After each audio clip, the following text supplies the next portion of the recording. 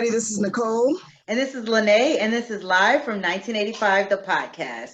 Today on our show, ooh boy, it's gonna be really good because we have guests today. This is our Patreon episode, and we are dedicating today's episode to single ladies. And we're going to be talking to them. They're going to be sharing with us. And we're also going to get into some conversation about Kevin Samuels.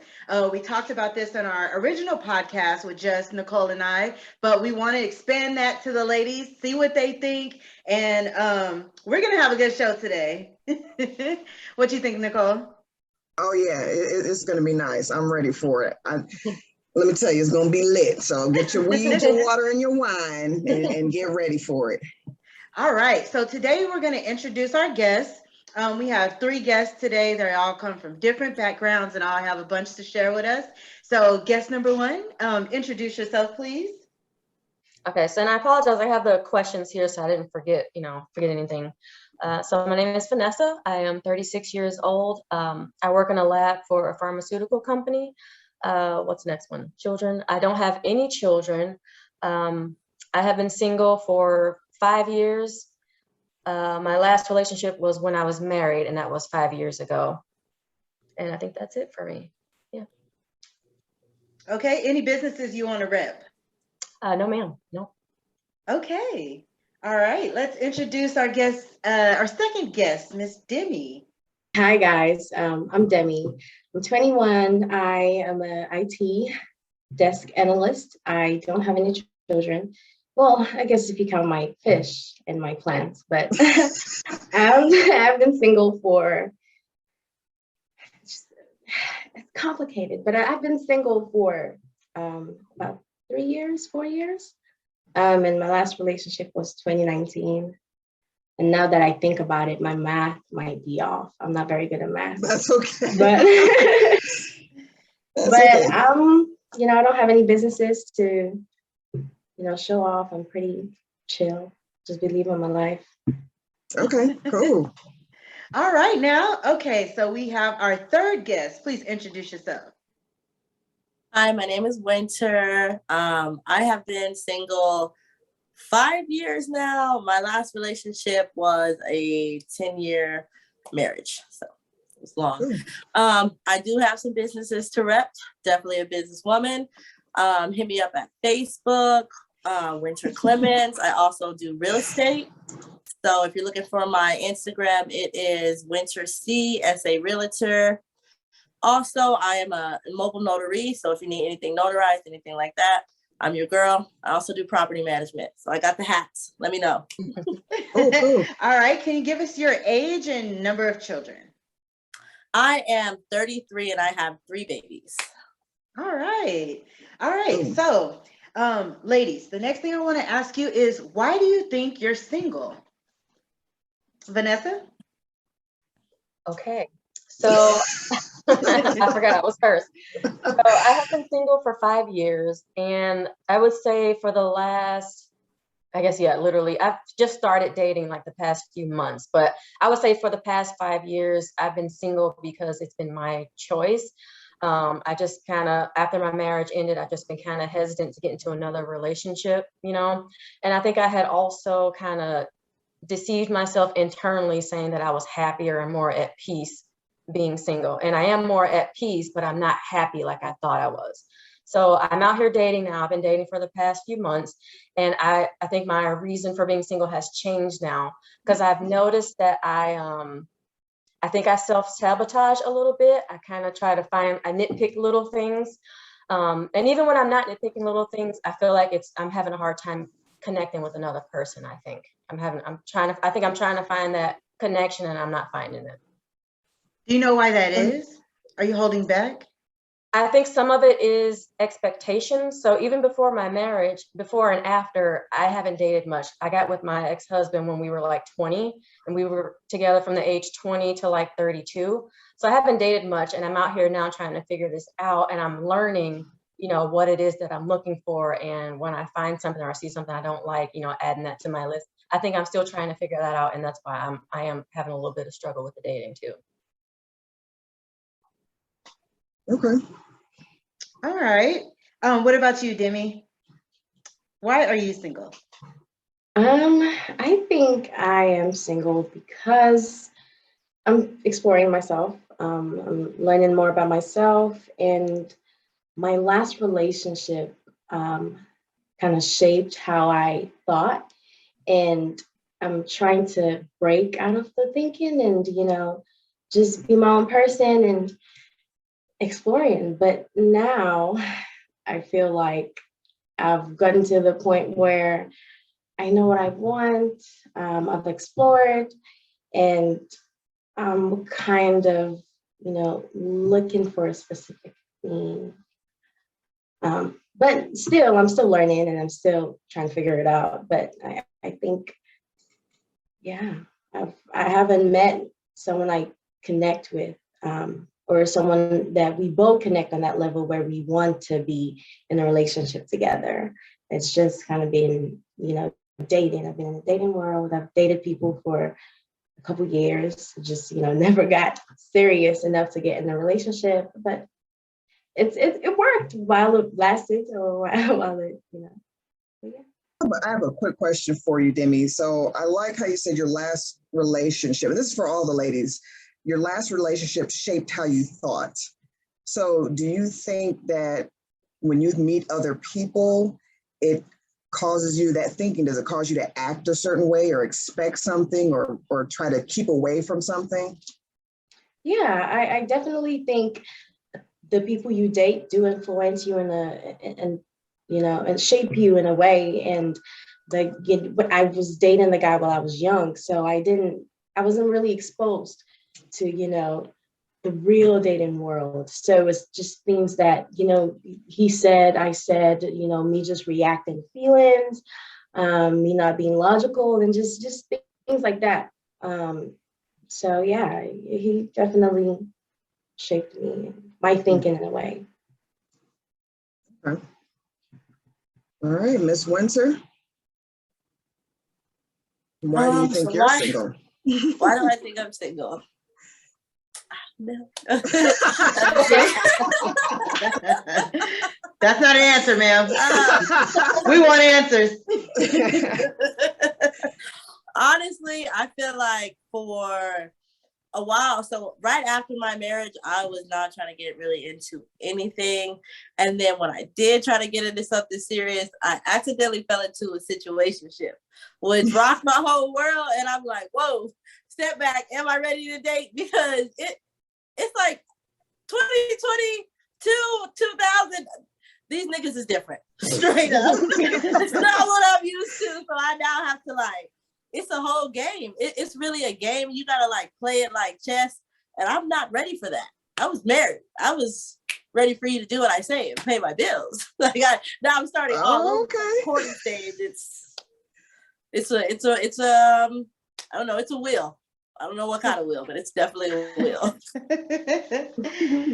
Okay, well, at least we all, it sounds like all of you ladies have a reason that you're single. Some of you, it sounds like maybe are working on it, working through things, maybe working on yourself a little bit, trying to come to a place where you'll be, right for another person, in a sense. So what I want to know is, what's your viewpoint on submission and vulnerability? Vanessa, what do those words mean to you, and how do you show that? Ooh, Oh man, so I am really bad with those two words, and I would say, as far as the submission part, and Nicole and I have discussed this before, and she has helped me change my view a little bit. But I've always equated submission with something negative, like where you are bowing down to somebody, or you're the weaker one. And since talking to Nicole, she has opened my eyes a little bit more to that. Now I still struggle with that, because I feel like ever since I was little, I've always felt like I had to be strong. I had to not need anybody. I had to be independent. So I think that's another reason why I struggle with the word submission. And then as far as vulnerability, I feel like it's the same exact reason. I feel like when you're vulnerable, you're opening yourself to get hurt, and depending on who you're opening up to, you're giving that person a lot of power, and that scares me. So I do struggle with both of those things. Okay. I could definitely understand that. You know what? Today I was actually on Instagram and I seen these guys talking, and one of the guys, no, he was talking to actually a black woman, and he was telling her like the crazy thing is that you guys, as far as black women, were raised to be independent, to not need nothing, to not want nothing, to just figure it out on your own.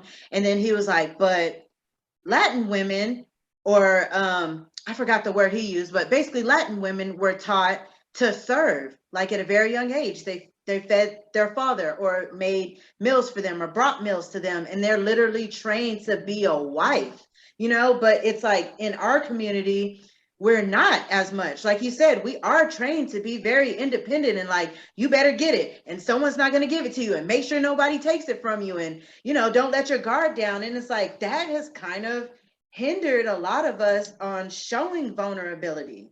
And I just Yeah. want to share that. But Demi, what are your thoughts on submission and vulnerability? I'm gonna start with vulnerability because submission is okay.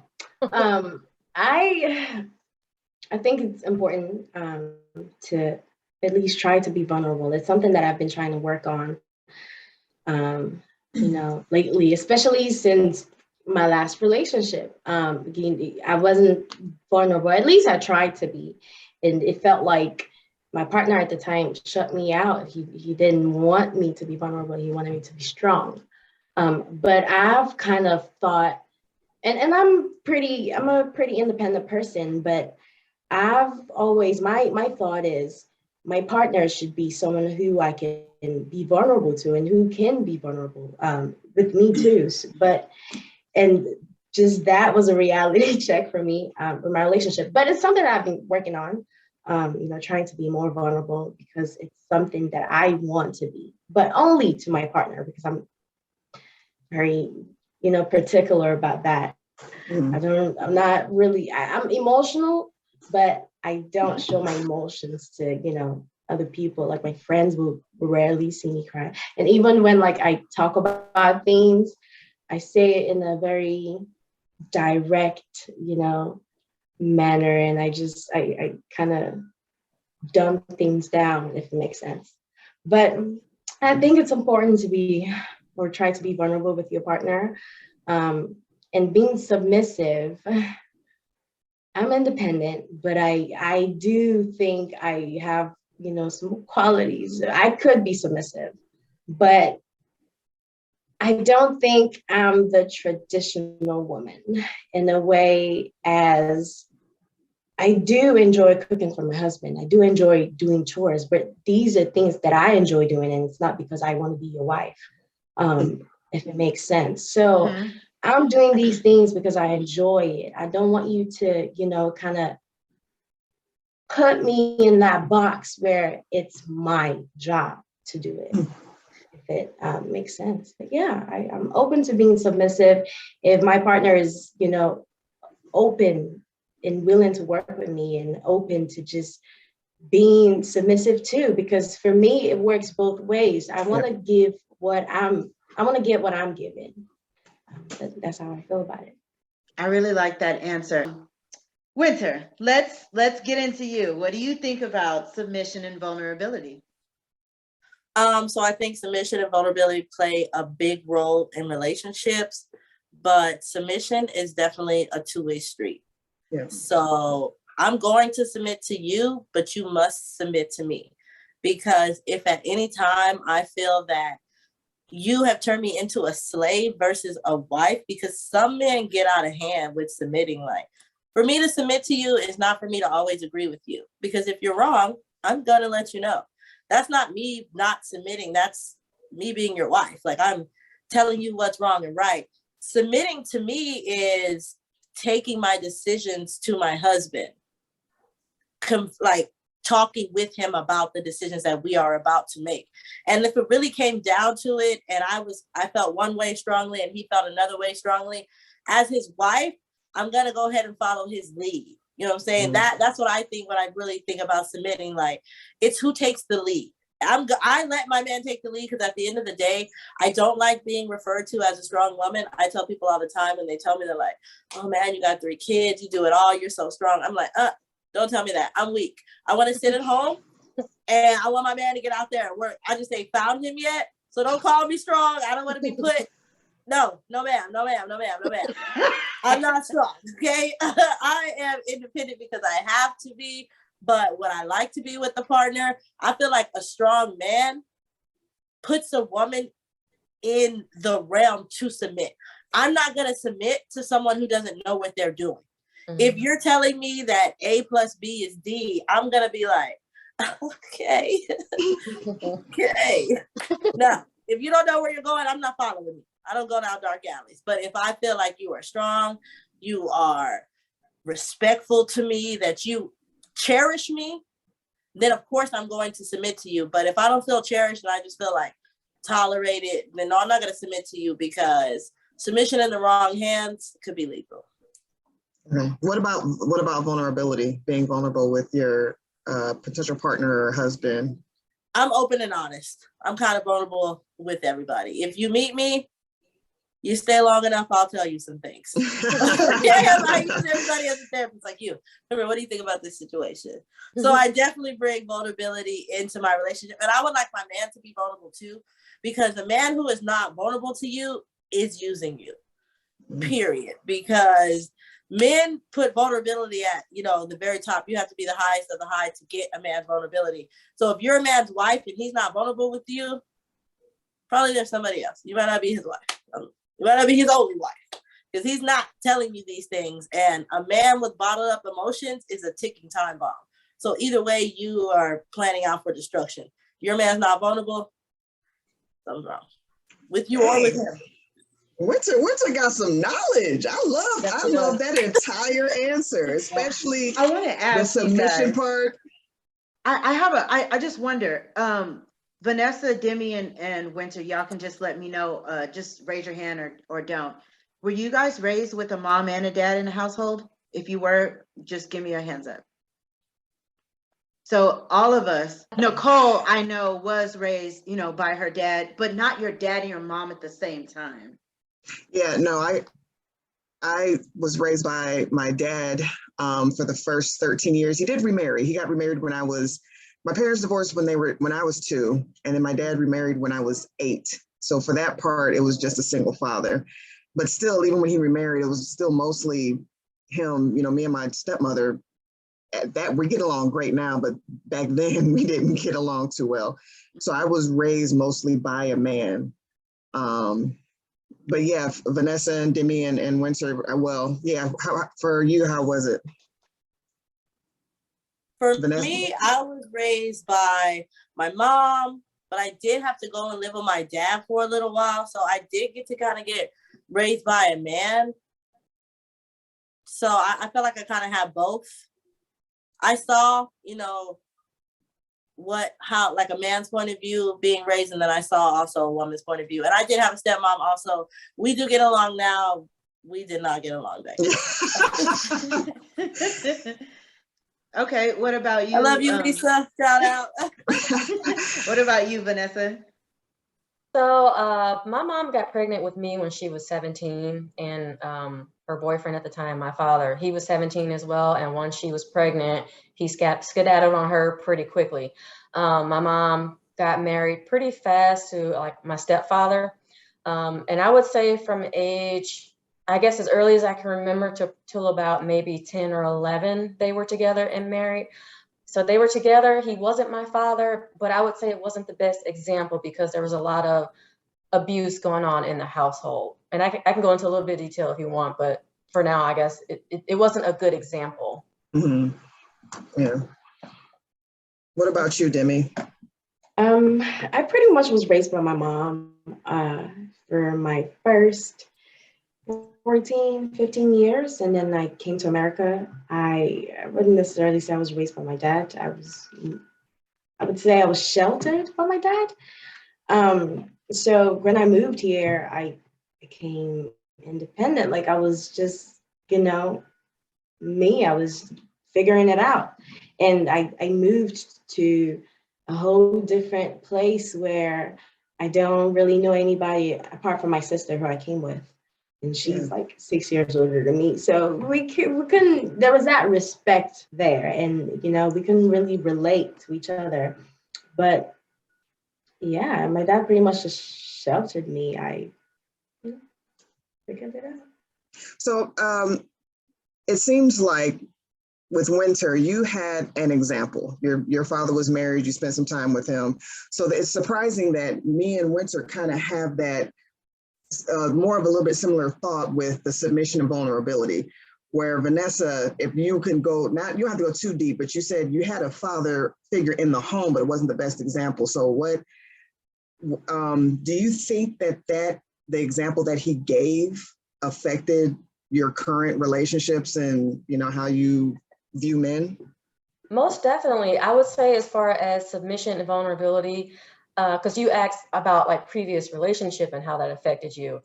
But really mine started in childhood. The way that I think now, it started in childhood. And I would say what happened in my marriage kind of solidified the thoughts that I already had. So when I was growing up, you know, I dealt with my stepfather. He was physically abusive to my mom, and he was sexually abusive to me. Eventually, I did tell my mom once I hit 11, and she did leave him and divorce him. But after that, it wasn't sunshine and rainbows. She started drinking heavily. She became an alcoholic. She went out clubbing all the time. I was home alone a lot. So a lot of my, you know, the vulnerability and submission part, I think growing up, I was forced to like being by myself and only rely on myself. So when you guys were talking earlier about being taught to, as a Black woman, to be independent and all that, I wasn't taught that. I was kind of forced into that thinking. I learned very early that you can't rely on other people. Wow, that's deep. That's real deep. Super deep. Oh my gosh. Okay. To speak off of that, my mother used to also always tell me, like, don't depend on anybody but yourself. She would literally like, okay, we're gonna do this today. I'm like, okay, Mom, I'm ready. She's like, well, it's not happening. I'm like, you said it was. Don't depend on anyone but yourself. I was literally like here's the like example so right here. I tell people to do something, but up until the second they do it, I don't believe them. I watch them like waiting for you to flake out on me because that's what I'm used to. Wow.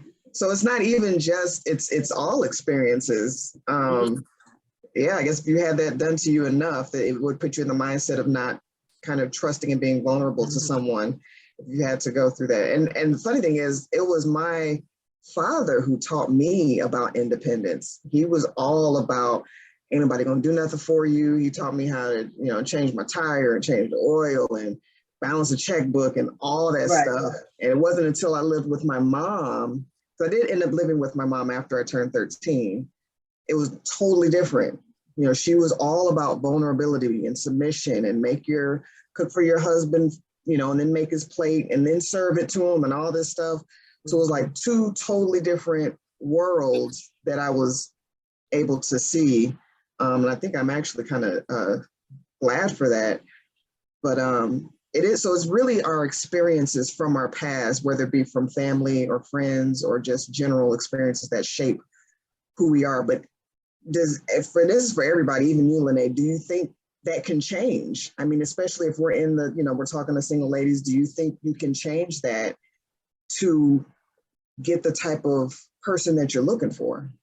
I think you need to recognize your issues, unpack them, and figure out if that is something you are doing wrong. I had to really recognize in myself that it's hard for me to let a man be a man, because I might say, you know, babe, can you fix this? But then I'm over your shoulder like, put the drill a little to the left.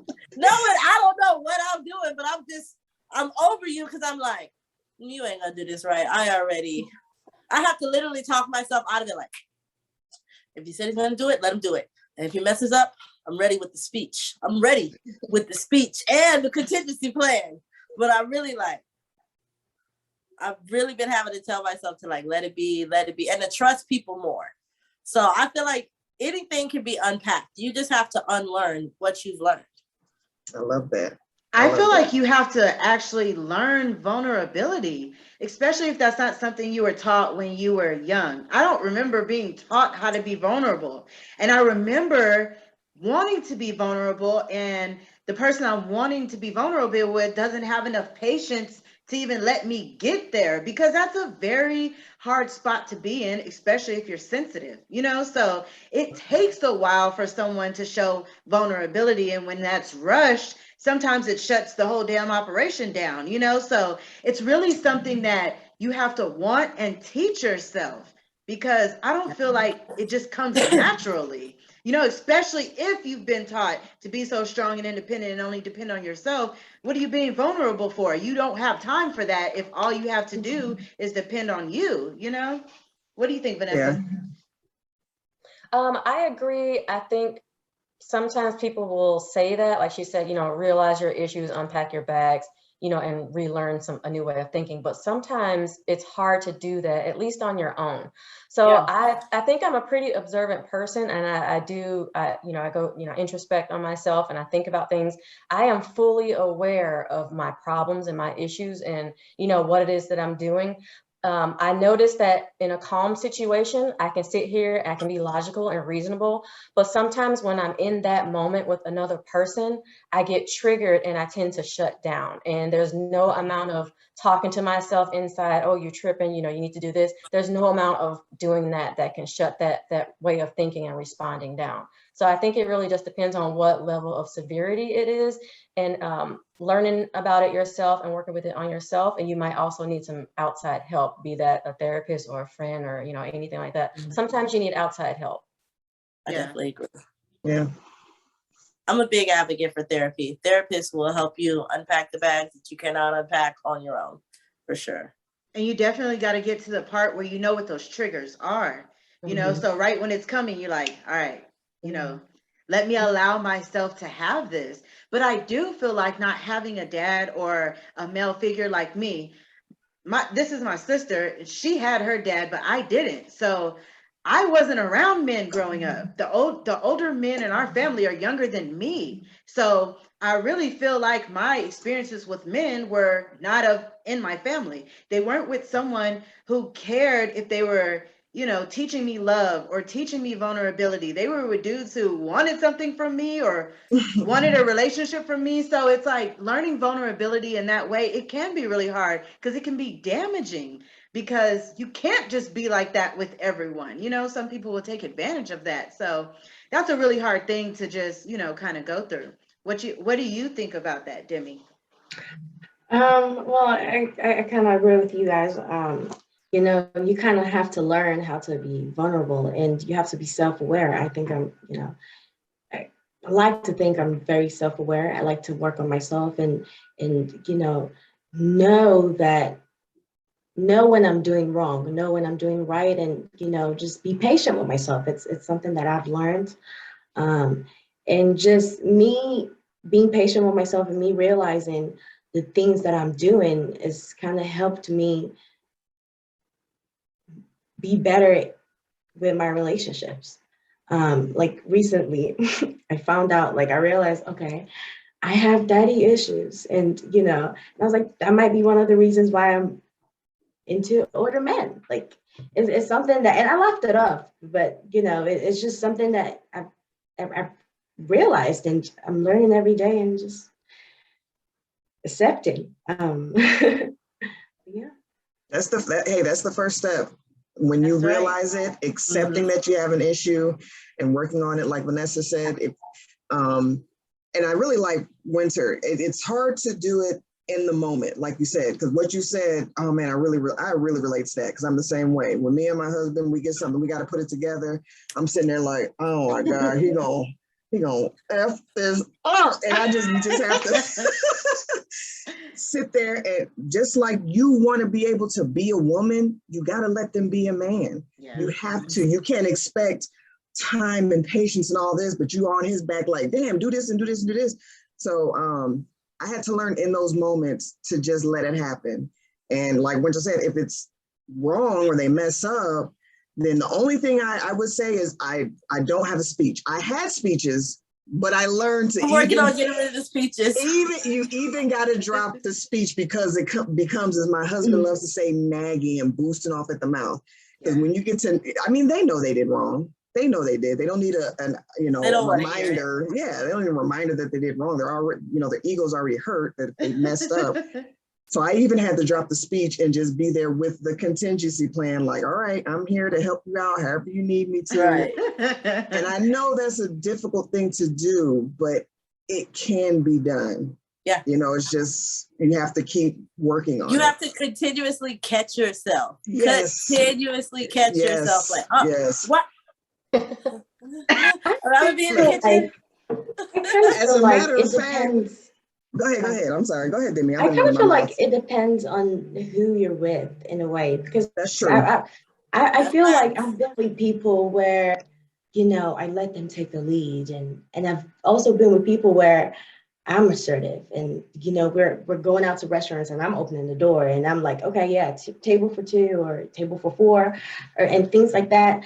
But so I kind of feel like, it just depends on who you are, who you're with, and if they are a natural leader, then, well, at least for me, if they're a natural leader, then, I kind of just let them do their thing. And because I'm quiet, I lay back, I like to observe and things like that. But if they're not, then I'm pretty social. So, yeah. So that makes me wonder, what are you guys' standards? Like, what kind of man is your type of man? Let's start with Vanessa. Okay, so like I said, I've only been dating for like maybe the past few months, maybe 5 months. And I am slowly, again, learning what it is that I'm looking for. And I would say for me, the number 1 thing is, or number 2 things that I'm looking for is trust and communication. And I'm slowly learning that my ability to trust people depends on their communication. And this is new for me. This is like maybe the past 2 months I've learned this, because I don't trust people, and that's men and women. Like anybody I meet, I don't trust you. But I would say it is worse when I meet a new man. I'm just like, no, I don't trust you. You're guilty until proven innocent. But I'm learning with this dating thing that I've met some people. Like I met a guy, I've gone on 2 dates now, where I believe everything this man is saying. And I don't mean in like a gullible way. I just mean he's so open and honest, and so, he communicates. I believe everything that he's telling me. I don't have no side eye. I don't have a smirk or anything. So I'm learning that is my number 1. And what makes me feel comfortable in a relationship is that I trust you, because I know if there's a problem, you're going to talk to me. I'm not going to be blindsided. You're going to let me know what's happening. And then after that, it's really just the other things that you don't really have control over, like the connection, which is what I'm struggling with. And of course, intelligence and everything else, I feel it can be worked out. Anything physical that is like, I need this physical thing? I think if you had asked me that like maybe 3 months ago, I probably would have mentioned height, being a cliche woman, and mentioned height. But the more I'm dating and the more kind of in the trenches I'm getting, my standards are not, I wouldn't say that they're becoming lax or anything like that, but I'm realizing that some of my standards may be unrealistic. Okay. Now, I'm not saying like a little 4 foot tall dude can come up to me. I'm like, oh, okay, this can work. No, I mean, of course, I still want somebody that's taller than me, but I have become more open to other possibilities than I used to be. Would you date outside your race? Yes, I would. But right now, okay, I would prefer to date a Black man. And I think when you say stuff like that, you get flack for it. But I want that Black love. And I also am realistic in that, when you date outside your race, there are extra complications that you have to deal with. Relationships are hard no matter what. But when you date outside your race, you're going to have those extra little things you might not have if you were with somebody of your own race. For example, religion might be a problem, and how you're going to raise your kids. You have to, just because your partner is open to dating, let's just say we're all Black here, just because your partner is open to dating a Black woman, you don't know how his parents might feel about that. And then there's friction and awkwardness when you meet them, so, and there's more issues too, but I would prefer to date someone that's within my race. But if I have met somebody in person and we connected, I would give it a shot. Okay. I like that. All right, Demi. What are your standards? What's your ideal man? And do you have any physical things that you have to have? And would you date outside your race?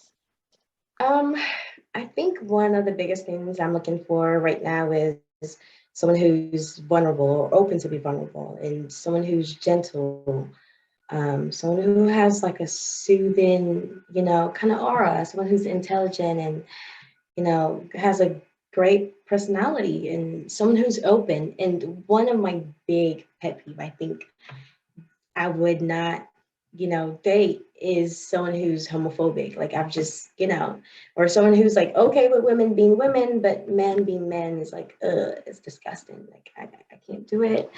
I don't like to judge, and I don't want my partner to judge either. It's not a character that I would like from a partner. I think everyone is free and open to be whoever they want to be, you know. And the physical, I would. I'm very open. I'm very open. I think the first the things that I first mentioned are things that I look for first in a person. And if we connect, if I like you and I find you attractive, then other things might not matter. There are some things that are higher than each other than others. But things like height, I'm 5'7". I wouldn't date someone who's like 4'6", like Vanessa, or someone who's kind of shorter than me. But I'm open. That's all I would say. I'm open. It's kind of like it's a complicated thing to get into, but I know that I'm open. I wouldn't just say, oh, if you meet everything that I'm looking for, I wouldn't say, oh, just because you're this, then I'm, it's a deal breaker for me. Okay. Yeah. That is not bad. But I date outside my race, I've pretty much only been in serious relationships with people who are Nigerian and people who are from the same culture and tribe as me, but I've casually dated, flirted with other people, with people who are from other parts of Africa, African Americans, and not so much, Caucasians, but I would be open. I'm not, closed off, but it's just easier for me to connect with people from the same tribe, from the same culture, where we speak the same language, and yes. we kind of understand how we relate. Yeah, that's completely understandable. Like, that's really cool though, that you actually can meet people. You've met the people that you dated that are from your same tribe here? Yeah, a lot of them in St. Louis. Yeah, that's really good. Because, I would hate to move to a whole nother different country and feel alone. So it's cool that you can actually meet people from your same tribe.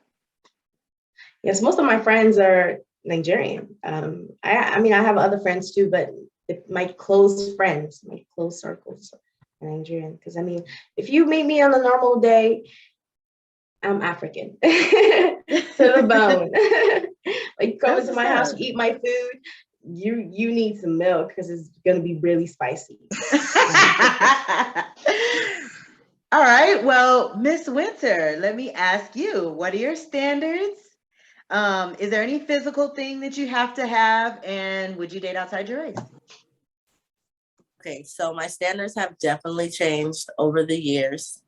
I really feel like at first my standards were unattainable because they were all like physical, like he has to make this much money, he must have this many degrees. But now I'm more so like he has to be emotionally intelligent. One question I ask guys very honest, like, how do you handle conflict? That's an interview question, but I don't care. I need to know. Mm-hmm. So you have to be emotionally intelligent. You have to be even tempered. You have to be outspoken. And most of all, you have to be financially stable. I'm not saying rich. You have to be financially stable with like a hustler's ambition, because I really am a go-getter. I like to work a lot. I like to always be really busy and like doing different things. So I don't want a lazy man, and not necessarily lazy, but someone who's just okay working one job. Like we need to keep up with each other. You need to have a little bit of status. I want status. But I feel like because I've already been married before, my standards are a little bit different because like I said, I was married for 10 years, and towards the end of my marriage, my husband paid all the bills. Like when he got paid, his check went into the bank. I paid all the bills with it. He got a little bit of money. The rest of the money was in the account for me and the kids. He dealt with me a certain way. And so now when I'm dating, I'm looking for all of those things as the bare minimum. I can only go up, can't go down. But, that's probably why I'm single. But I don't feel like my standards are unattainable. I just feel like maybe I'm not in the right circles to meet the type of man that I need. And that's I have a question true. about the financially stable. And you said he can just be working.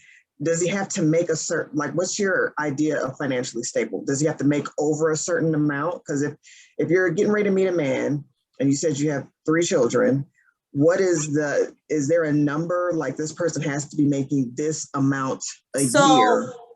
There's not a number in the dating stage because jobs change. You could be making $10 an hour today and then boom, $100,000 a year the very next month if you have an ambitious spirit.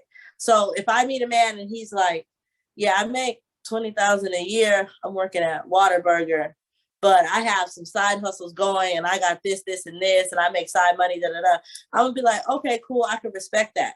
But at the same point, if I meet a man who's like, I'm prestige in my job and I make $50,000 a year and I want nothing more. I just want to go to work, come home. My dream in life is to have a house with a wife, with kids, and that is it. No. I need you to have ambition. And for me to be financially stable, that means you're always looking for different opportunities to set up not us, but our kids and our kids' kids. Like, I need someone who's really focused on generational wealth, finance. Those are the things that I'm interested in. So if you're not interested in those things, we're not going to click. Well, I don't want to be the Stepford wife. I want to be the Black Cosbys, like the next Black Bill Gates couple. We got to be coming with it. I need people to be like power couple. Because I've already had the marriage for love. And like, honestly, when you marry for love and like chemistry and love is enough, after a while, you grow apart.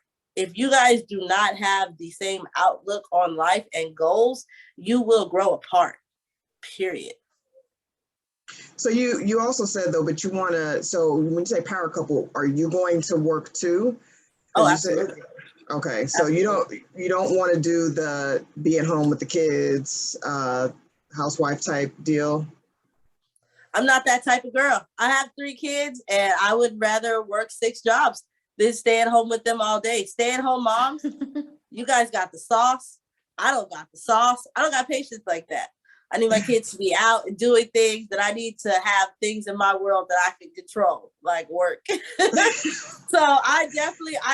what I'm saying when I say I want a man who's, financially stable and ambitious. I don't want him to want his wife to sit at home and raise the babies. I already had all my kids.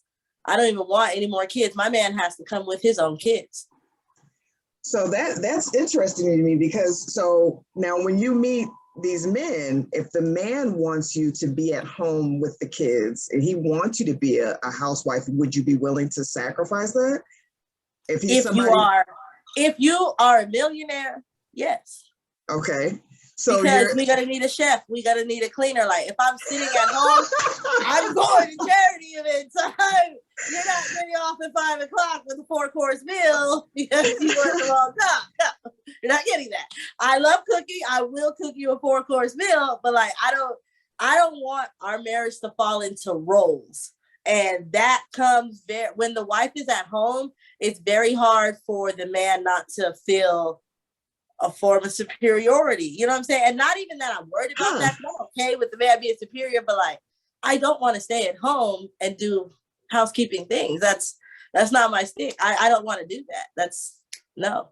Now, if you have enough money, if you have enough money to pay for the cleaner, pay for the cook, pay for the nanny, then I'll stay at home and watch TV. That's not a problem. But if I got to stay at home solely to be like a homemaker, Betty Sue, no.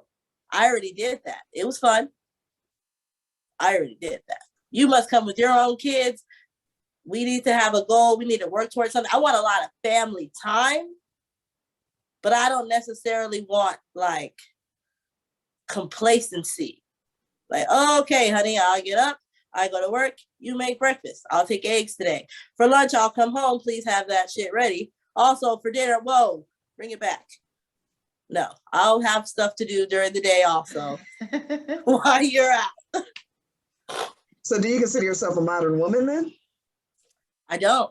I consider myself a modern woman in the way that I treat a man. I believe a man is served first. He's not served off no paper plate. You respect your man. If y'all are in public and your man kind of tells you to like, huh, even if you want to go off, you don't. You know what I'm saying? I'll get at you in the car. You leave a man with his dignity at the end of the day, all day. But am I the type of woman who wants to slap on an apron and like run around the house in heels? No. I'm the type of woman that you could take to a charity event, and as much as you shine, I'm going to be shining also. When you have an idea, I'm ready. Like, babe, I think we should start this business. When you get off tomorrow, I'm going to have the business laid out because I've been Googling all day. So if I'm staying home, it's because I'm helping you run your business. I'm doing something business oriented, but am I just going to stay home and be like cooking and cleaning? No.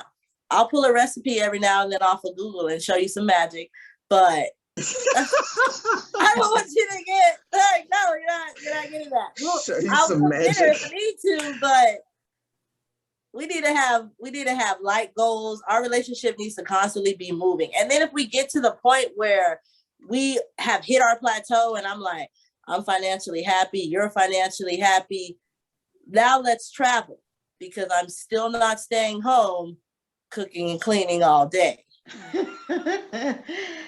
Is your goal to be a wife? Huh? Is your goal to be a wife? Oh, absolutely. I definitely want to be a wife. I hold wife is at the top. Like if I'm dating you, it's to become your wife.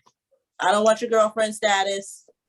You're not living with me until we're engaged and about to be married.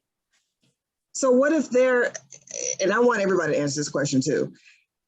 Most men, what if their idea of a wife is not your idea of a wife? Then what do you do? Then we are incompatible. We are incompatible. I mean, I can compromise. If you need dinner 4 nights a week, okay. You know what I'm saying? But I give you 4, but I ain't giving you 7. You know, I can't give you 7. I'm not even gonna sign up for something that I know is not gonna make me happy. Some women wake up and they're like, all I want to do is please my man and make him happy, and cooking and cleaning and decorating. These are the things that I love. These are the things that bring out my creativity. That's perfect for you. The things that bring out my creativity is being intellectually challenged or having something to work for. I don't even like to decorate my own house. I have my sisters come and do that. I'm like, hey, I need some pictures on my wall. Here's some money. Let's make it beautiful. I make numbers look beautiful. I make your bank account beautiful. That's what I'm really good at. Like, so I feel like if I meet a man who wants a wife who just wants her to stay home and cook and clean and like be really submissive, I'll be like, I could be submissive, but I cannot just stay home and cook and clean. That's not going to bring me happiness. I'm not going to fake it. I did it. I did that already. I'm not going to fake it. You got to want what I want, or we just don't match. It's okay to walk away. Women who don't walk away put themselves in ugly situations. That's why you're 20 years married and hate yourself. Because you knew you ain't want to be cooking breakfast. You knew you ain't want to be cooking breakfast. So that's just how I feel. I feel like we have to have like same goals. I have standards. You have standards. I don't talk out of line. I'm not going to always be in the club, getting drunk, wilding out. I'm going to be at a charity event. I'm going to be at work. I'm going to be very prestigious in the community. I'm going to make you look good as a wife, but I'm not a homemaker. That ain't me. I'm not going to lie and say it is. What about you, Vanessa?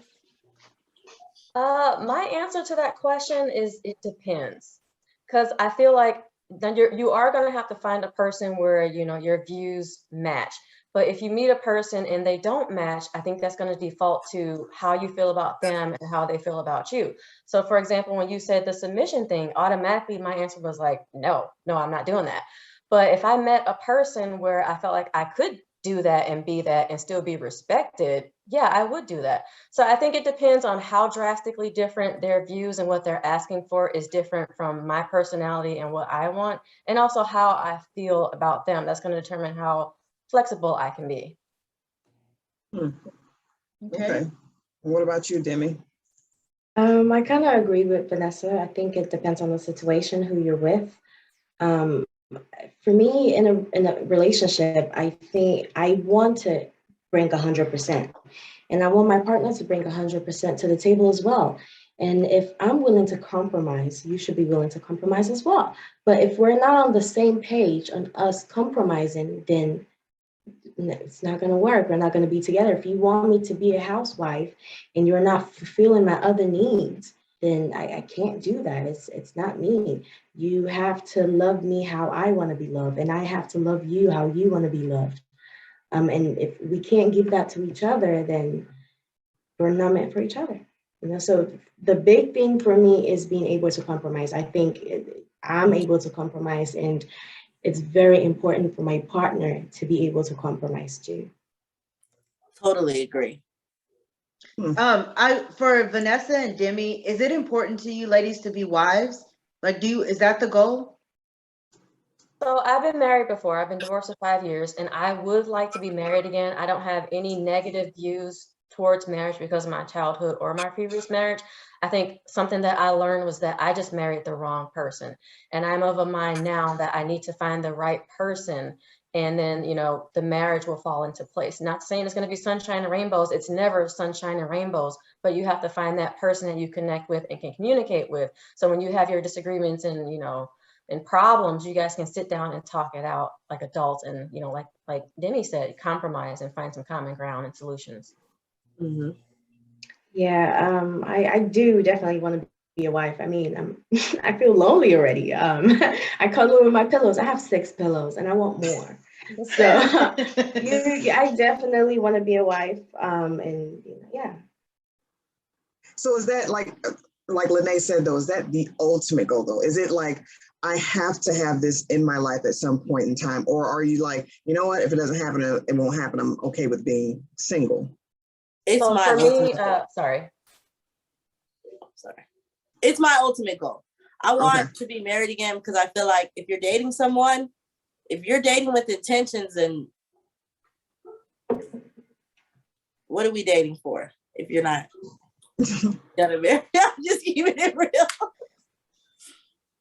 And Vanessa and Demi, are you okay with, 50, 40, 50, 60, 70 years old and being single? Or you're like, no, I need to grow old with someone? For me, I am looking for someone. I am not like 100%, 1000%. I have to be married. I have to have the kids. I'm looking for a companion, not somebody that I need, but somebody I want in my life. So yeah, if I find the right person, I would like to get married again, but if that winds up not happening, I won't have a regret about it, as long as I did try to get out there and put myself out there and try to find somebody. Yeah, I agree with you, Vanessa. I do want to get married, but is it really an ultimate goal? It is, but some things are not meant to happen, and I'm willing to accept that. But I do know for sure I don't want to be out here sleeping alone for the rest of my life. I love to cuddle, I love the affection. I love intimacy. So I don't know how I'm gonna survive being 70 with no partner. But I think when it comes to marriage and being in a relationship, I think differently, because you can be my partner, we can be companionships and not be married, and not necessarily have that title. As long as you have me, I have you, we're happy, we're living in the middle of nowhere with 4 horses and 2 dogs, then I'm happy. It's all good. So, I think Lenee, you also, sorry, I have one more thing to say. I think you also have to be careful when you get into that type of mind frame too, when you're like, I have to do this, I have to do this, I have to be married, I have to be married. I think that forces you into a place where you're in a timeline, and you might tend to settle for something that you shouldn't just because you're on a timeline, and you get into that mind frame where I don't want to be alone, I have to be married, I have to find somebody. You have to, I think this is a situation where you have to be okay with either or, so you're not settling. okay. I feel like I don't think you be settling saying that marriage is the goal, because marriage is the goal unless I don't find anyone. But all of the people who are funneling through my dating pool, marriage is the goal. Because if it's not the goal, then what is that man really offering you? Some D and some Whataburger? You know what I'm saying? Like, Making no. 20 G's a year.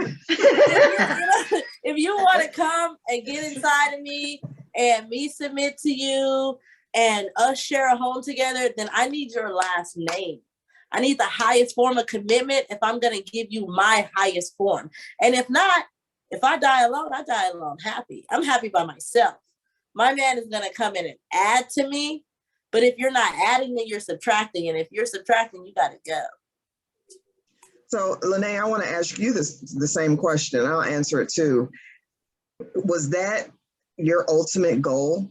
Like, was that?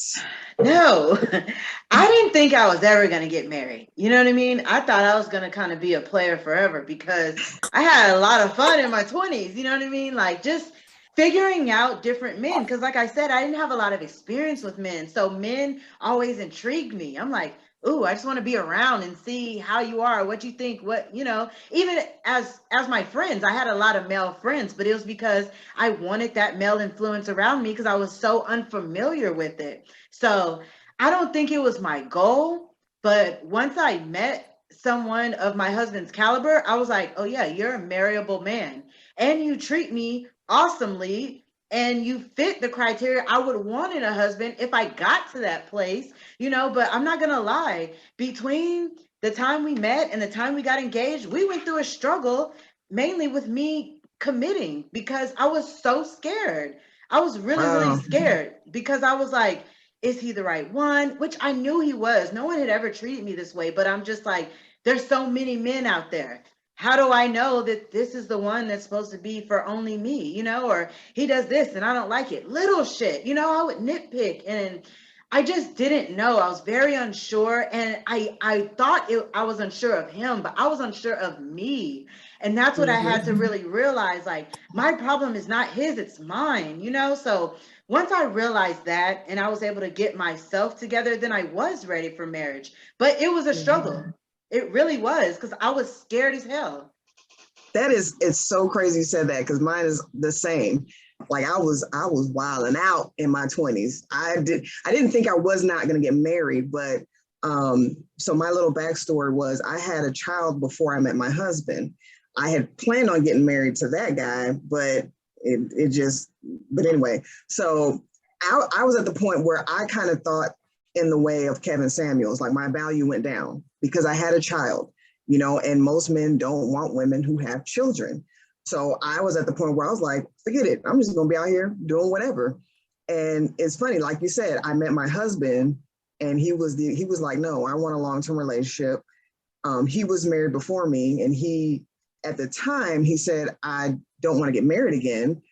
But as we started, you know, growing together, learning, and the same thing, I was the one who did not want the commitment. I was the one who had the issues. I was the one who was like, nah, son, I ain't trying to commit to nobody.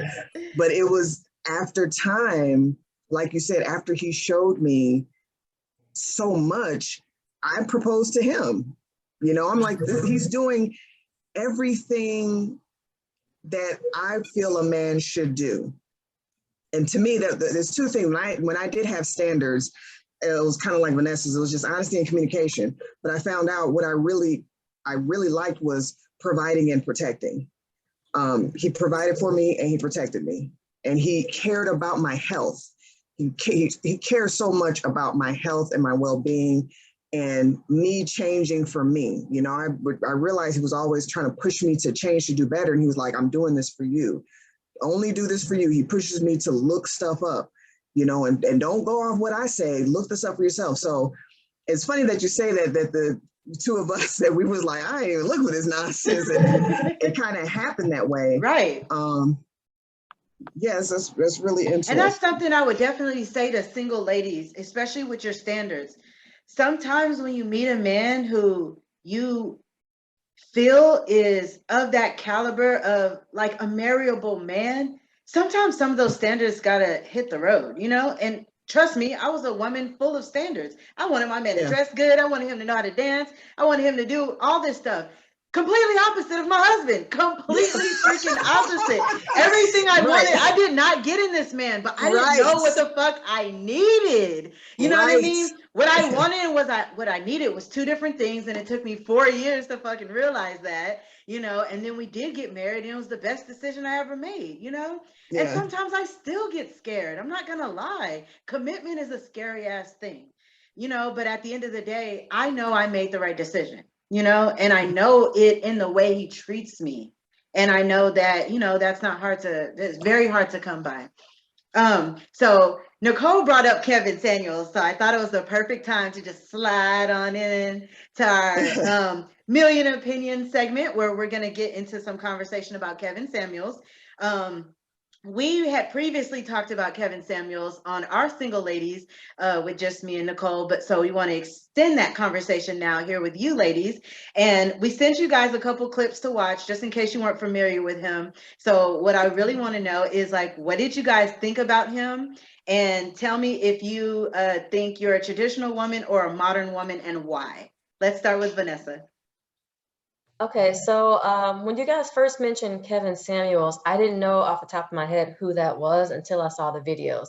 And before I watched the videos, there was a one that I watched maybe a couple months ago with him. My only experience with him was that video.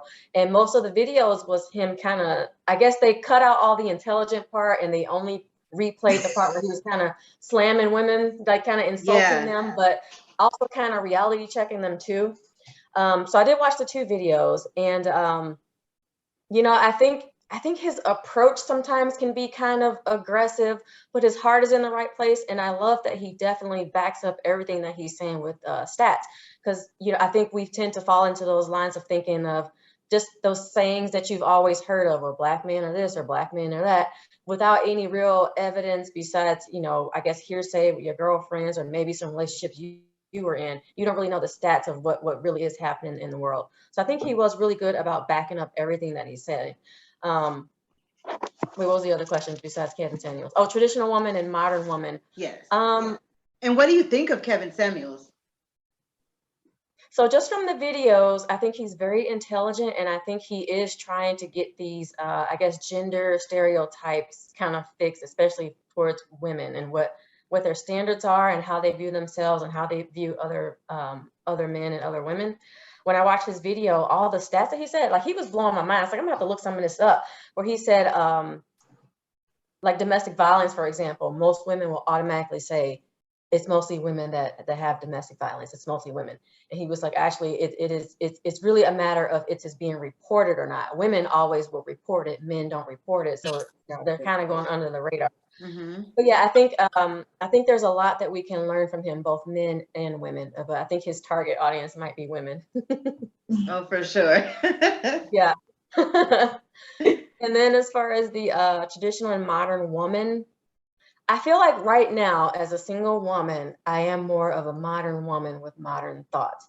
But once I get into a relationship, I would kind of like to be a blend of both, if that's possible. Like, you know, I guess the theme today is vulnerability and submission. Like, I would love to be submissive to the right person, you know, in a traditional sense. I'd be that traditional woman taking care of your man, doing this. But at the same time, as far as the modern woman, like you guys said earlier, he needs to return the favor.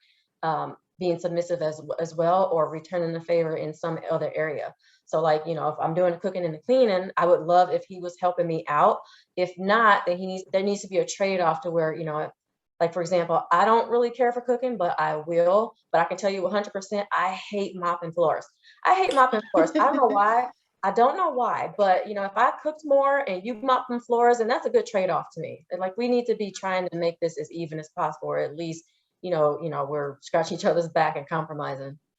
So I want to jump in real quick before we move on. You talk about a trade-off and the traditional or modern woman. And one thing I like about Kevin Samuels is he points out a lot about most men are traditional men, depending on how they're raised. There's outliers, of course. But so if you meet the traditional man, what they usually do, like for my husband, he does a lot of manual labor around our house. So that's the trade-off for me. Now, I got really lucky because I can't cook. So my husband cooks, but even with the cleaning, he does a lot of the cleaning and stuff too. But I found out I had to sacrifice, like Lenee said earlier, it's a lot of things that I thought I wanted in a man, but I sacrificed not wanting when I realized he was giving me things I needed. So would you be willing to sacrifice the same? Like if your husband is out there mowing the lawn, changing the tires, changing the oil, fixing stuff around the house and doing all that stuff that you make, because we always talk about cooking and cleaning. We go back all the time to cooking and cleaning, cooking and cleaning, cooking and cleaning. And what about him? If he's out there doing all of this manual labor, isn't that what, I guess traditional roles put him at? Would you be willing to sacrifice doing more traditional? And I'm not even saying that. So for example, my husband has taught me how to change the tires because he cooks and cleans. So that's a trade-off for me. I still suck at it, but I try to help him change the tires and mow the lawn and, get in the backyard and pull up weeds and stuff like that, which mostly to me is a physical labor, which a man does. So would you be willing, people say, well, I want to trade off. I don't want to do all of the cooking and cleaning. So would you be willing to do other things? Would you be willing to change the tires, change the oil, or do some type of physical labor that usually a man does? Most definitely. I don't like, I guess, the gender roles that they kind of assign to people when they're together. And my thing with the cooking and the cleaning is not that I don't want to do it and I want somebody else to do it. My thing is I don't want to be stuck doing this because you're considering it, that's my role and that's what I'm supposed to be doing. Because I don't have that view where I think the man should be mowing the lawn and all that manual stuff. I'll go out there and do that. But that's what I'm talking about with the trade-off. Like if he wants me to mow the lawn because he hates being outside when it's hot, I'll mow the lawn. Can you go in there and wash some dishes? Because I don't want to wash dishes. But that's what I mean by trade-off. I don't mean trade-off as in you do the stuff that I don't want to do. I mean trade-off as in we together decide, hey, you don't mind doing this, so you can do that. I don't mind doing this, so I'll do this. I don't want the gender roles at all. I'll go out there and do the manual labor man stuff. Okay, that's okay. Because I know we tend to use cooking and cleaning all the time. And I'm like, nobody's really talking about other things that have to happen around the house. Mm-hmm. Where, in winter situations, if some man gonna be making $1 million, she gonna have cooks and maids and but go ahead. So Demi, you can go. Well, with Kevin Samuels, or whatever his name is, this was kind of the first time I heard of him. And I watched this video and he's all right. I do agree with Vanessa. He does seem a bit aggressive. He does seem like an ass, but I feel like from my point of view, it's coming from frustration and him just trying to get his point across to women who are not listening and taking accountability. Like the lady who was on the show, I don't think she was the right lady to be on the show. It kind of felt like she was there for fun and just for her to look good. Mm-hmm. And a lot of the things that, he was saying, the points that he was trying to get across, it felt like it was flying over her head. And, she's very giggly, she's cute and things like that. But I don't think she was the right person to, for him to have the conversation with. And I do get why he's trying to, have the conversation, because his audience is women who are not taking accountability, women who don't understand where men are coming from. But they're just some people who are naive and who just don't want to learn. And you got to do what you got to do. And if you don't reach them, it is what it is. But I think he can approach his speech and he can get his point across a lot more gentle. But he's all right. What else? Traditional woman.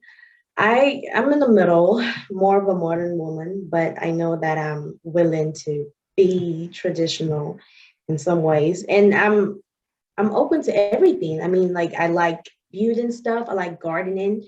These are things that I do with my partner. So like, it's not like I'm just gonna let him do that. If he's out there changing the tires, I'm probably out there with him too, because I like quality time. I want to be around you. If we're changing the oil, we're changing the oil together.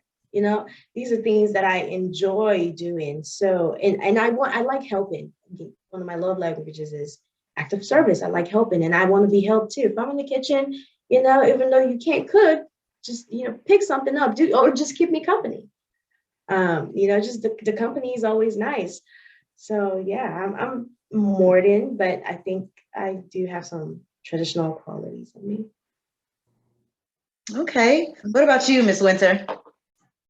What do you think about Kevin Samuels? And what do you think about the modern woman and the traditional woman?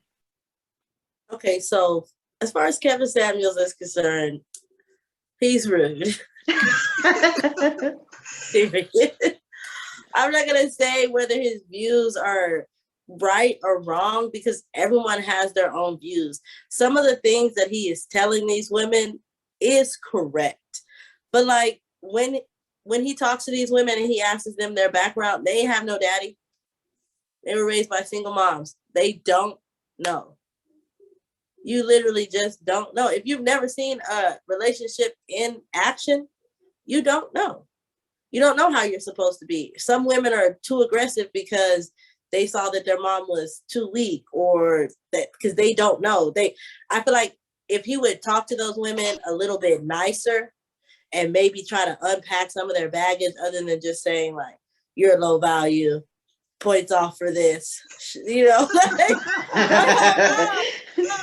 know anything about me.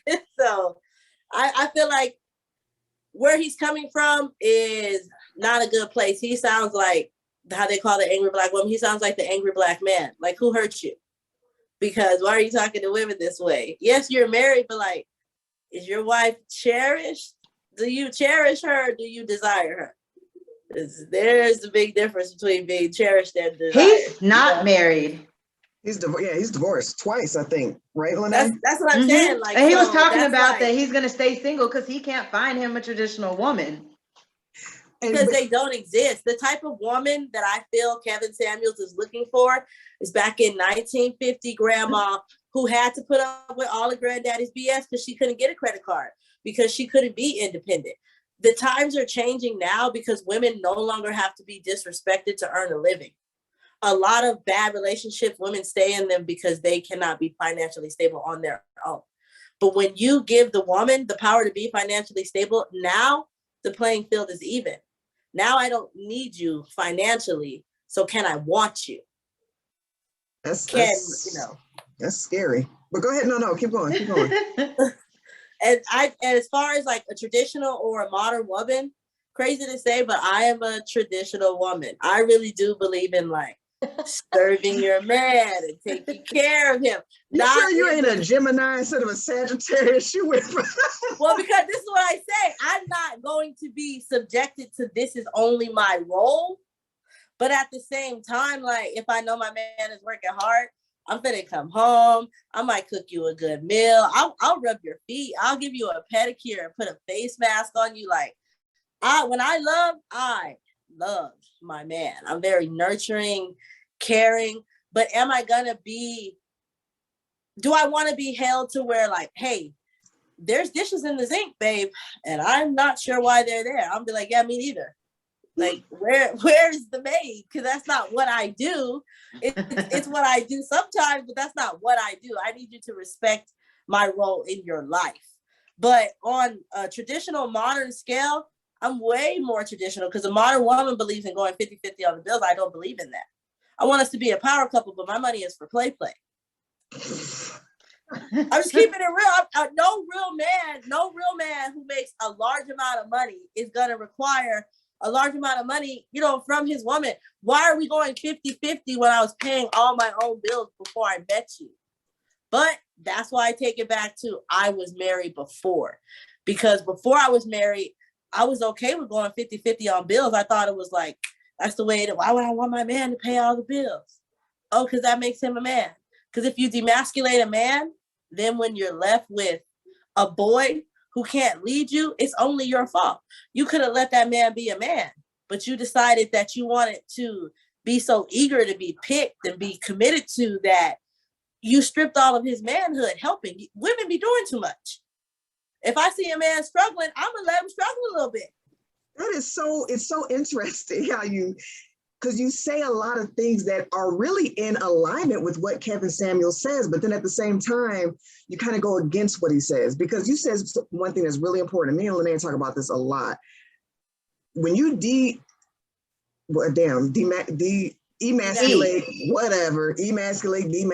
when you effeminize a man, you have done something bad. That's why I say men, to me, I tend to do this, and I've been telling Lenee about this, you have to go on a genetic level. I know times have changed, society has changed, but you're not going to change the genetics of a person. You're not going to change who they are at an organic level. And men are literally at a biological and genetic level. They want to protect and provide.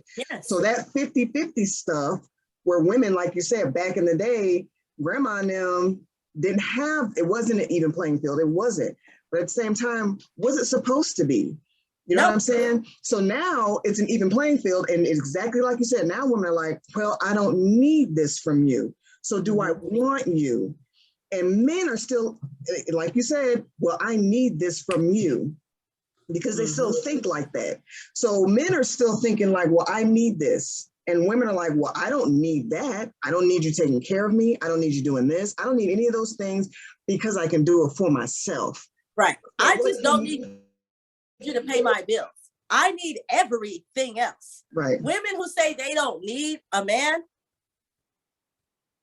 to each his own. I need a man.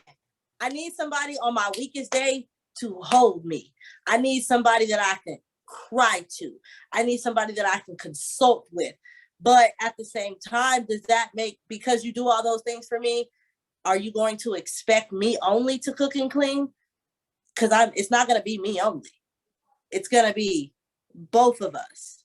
And if you need some of my money, you can use some. You know what I'm saying? I'm not saying that I'm not going to work, but for you to look to me to carry the same weight as you, we are not friends. I am your wife. You're supposed to protect me, provide for me, take care of me. As a man, if you're not taking care of your woman, you feel weak. So why would I strip you of being a man? I'm gonna put my money, I'm gonna put my coins in my bank. You pay the bills, you're the man. You know what I'm saying? I'll buy you some sleep. You gonna buy me something. Go ahead. Well, I'm gonna take that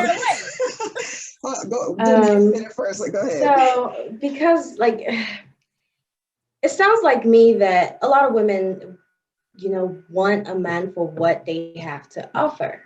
So my question for Winter is, what do you have to offer? If he's providing you all these things that you need, and you're not cooking, you're not cleaning, he's being the provider, he's holding you down, what do you have to offer him?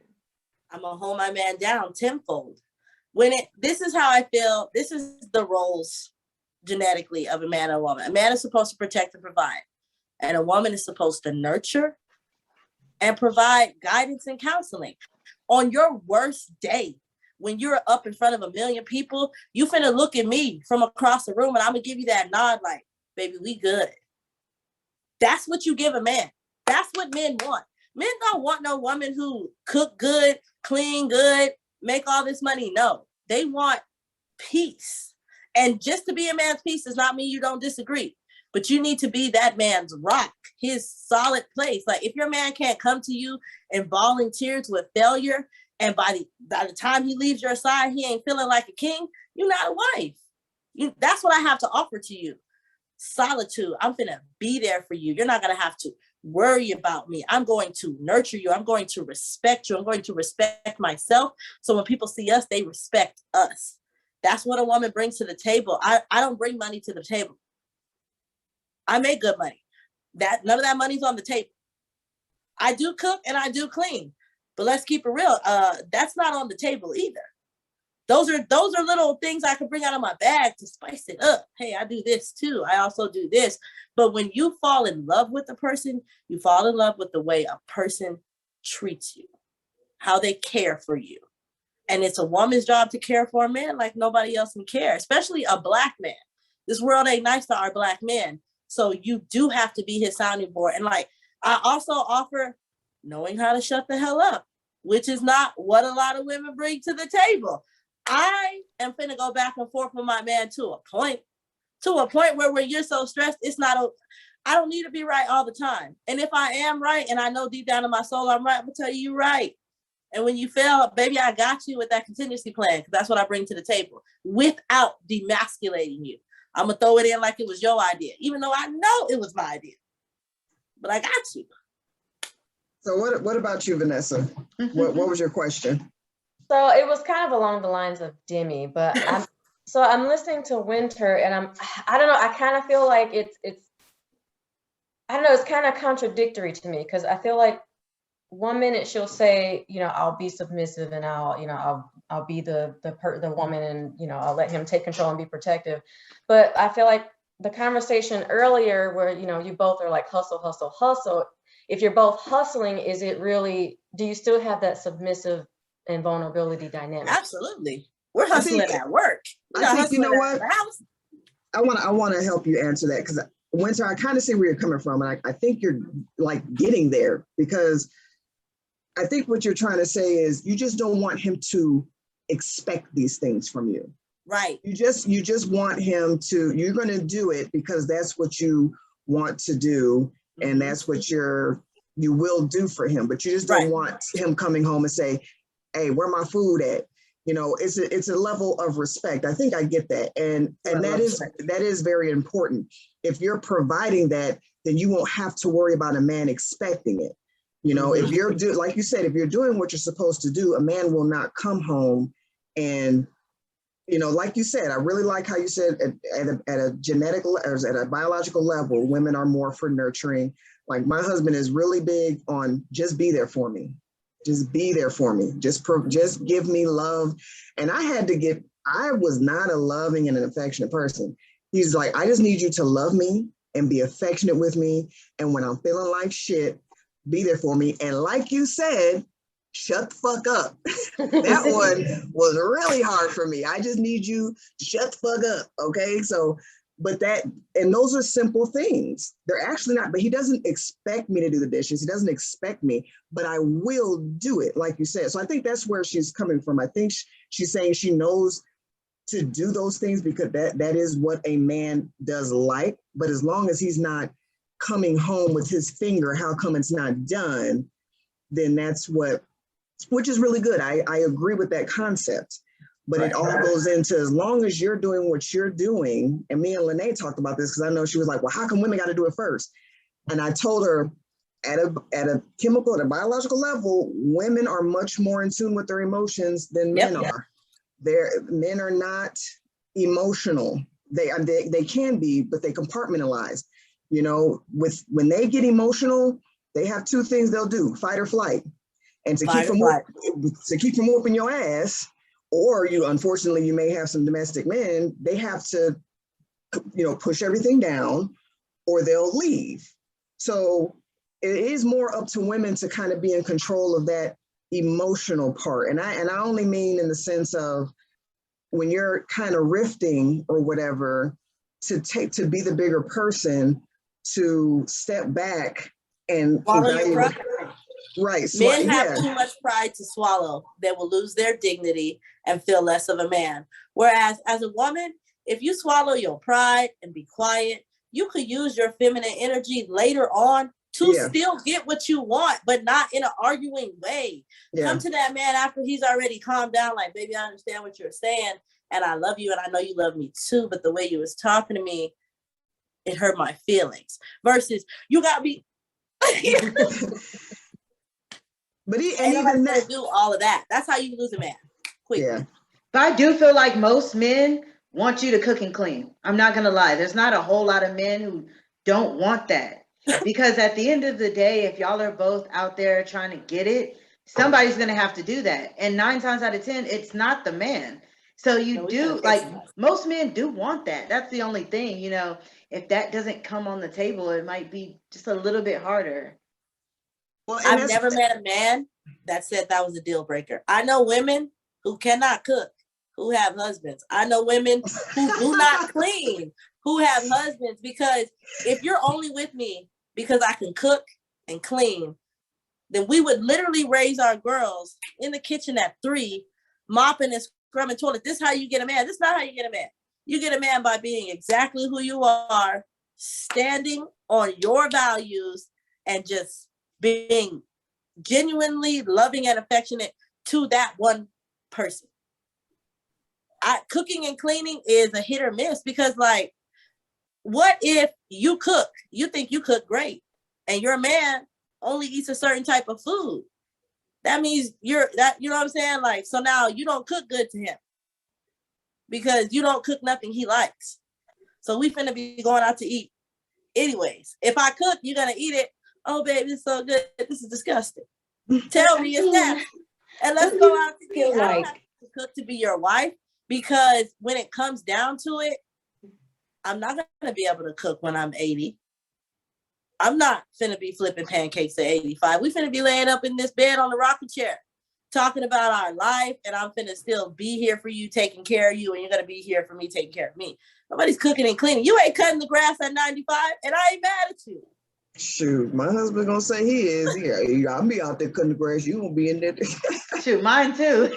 He's straight gonna be trying to cut the grass with his old ass. Okay, to wrap this up, I just have one last question for you ladies, and I want to know. We kind of already asked Winter, but let's just go back through it.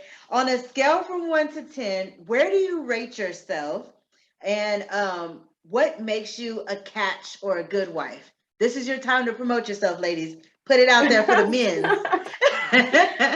What you got? Let's start with Vanessa. Oh Lord, that's a hard question.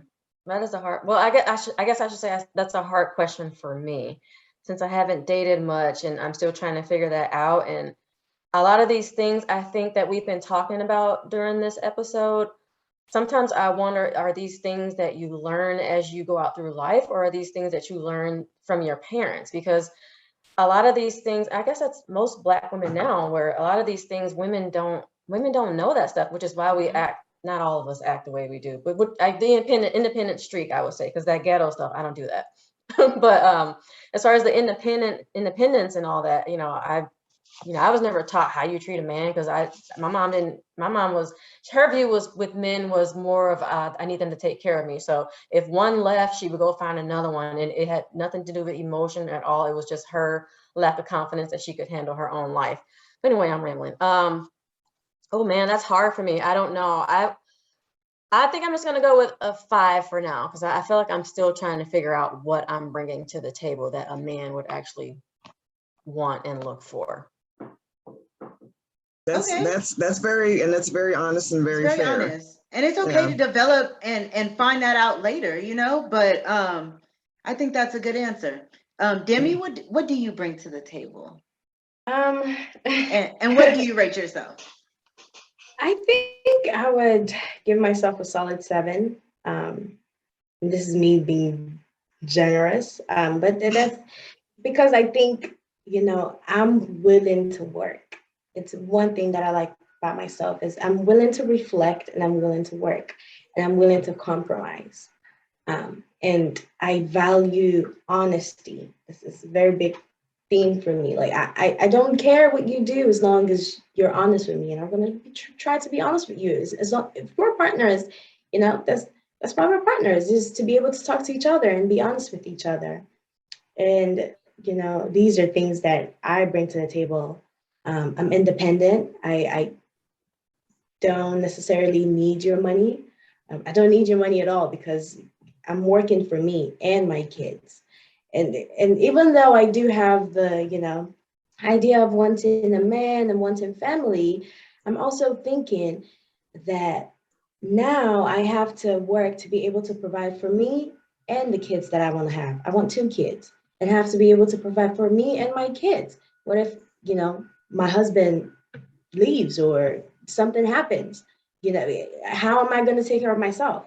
So I think, I bring independence to the table and me being financially stable to the table, because I don't need your money. I'm with you because for you and what you have to offer me and what I have to offer you, not for, you're taking care of me, you're taking care of your kids, you're paying bills. It's really whoever makes the most money that takes the most responsibility of the bills, in my opinion.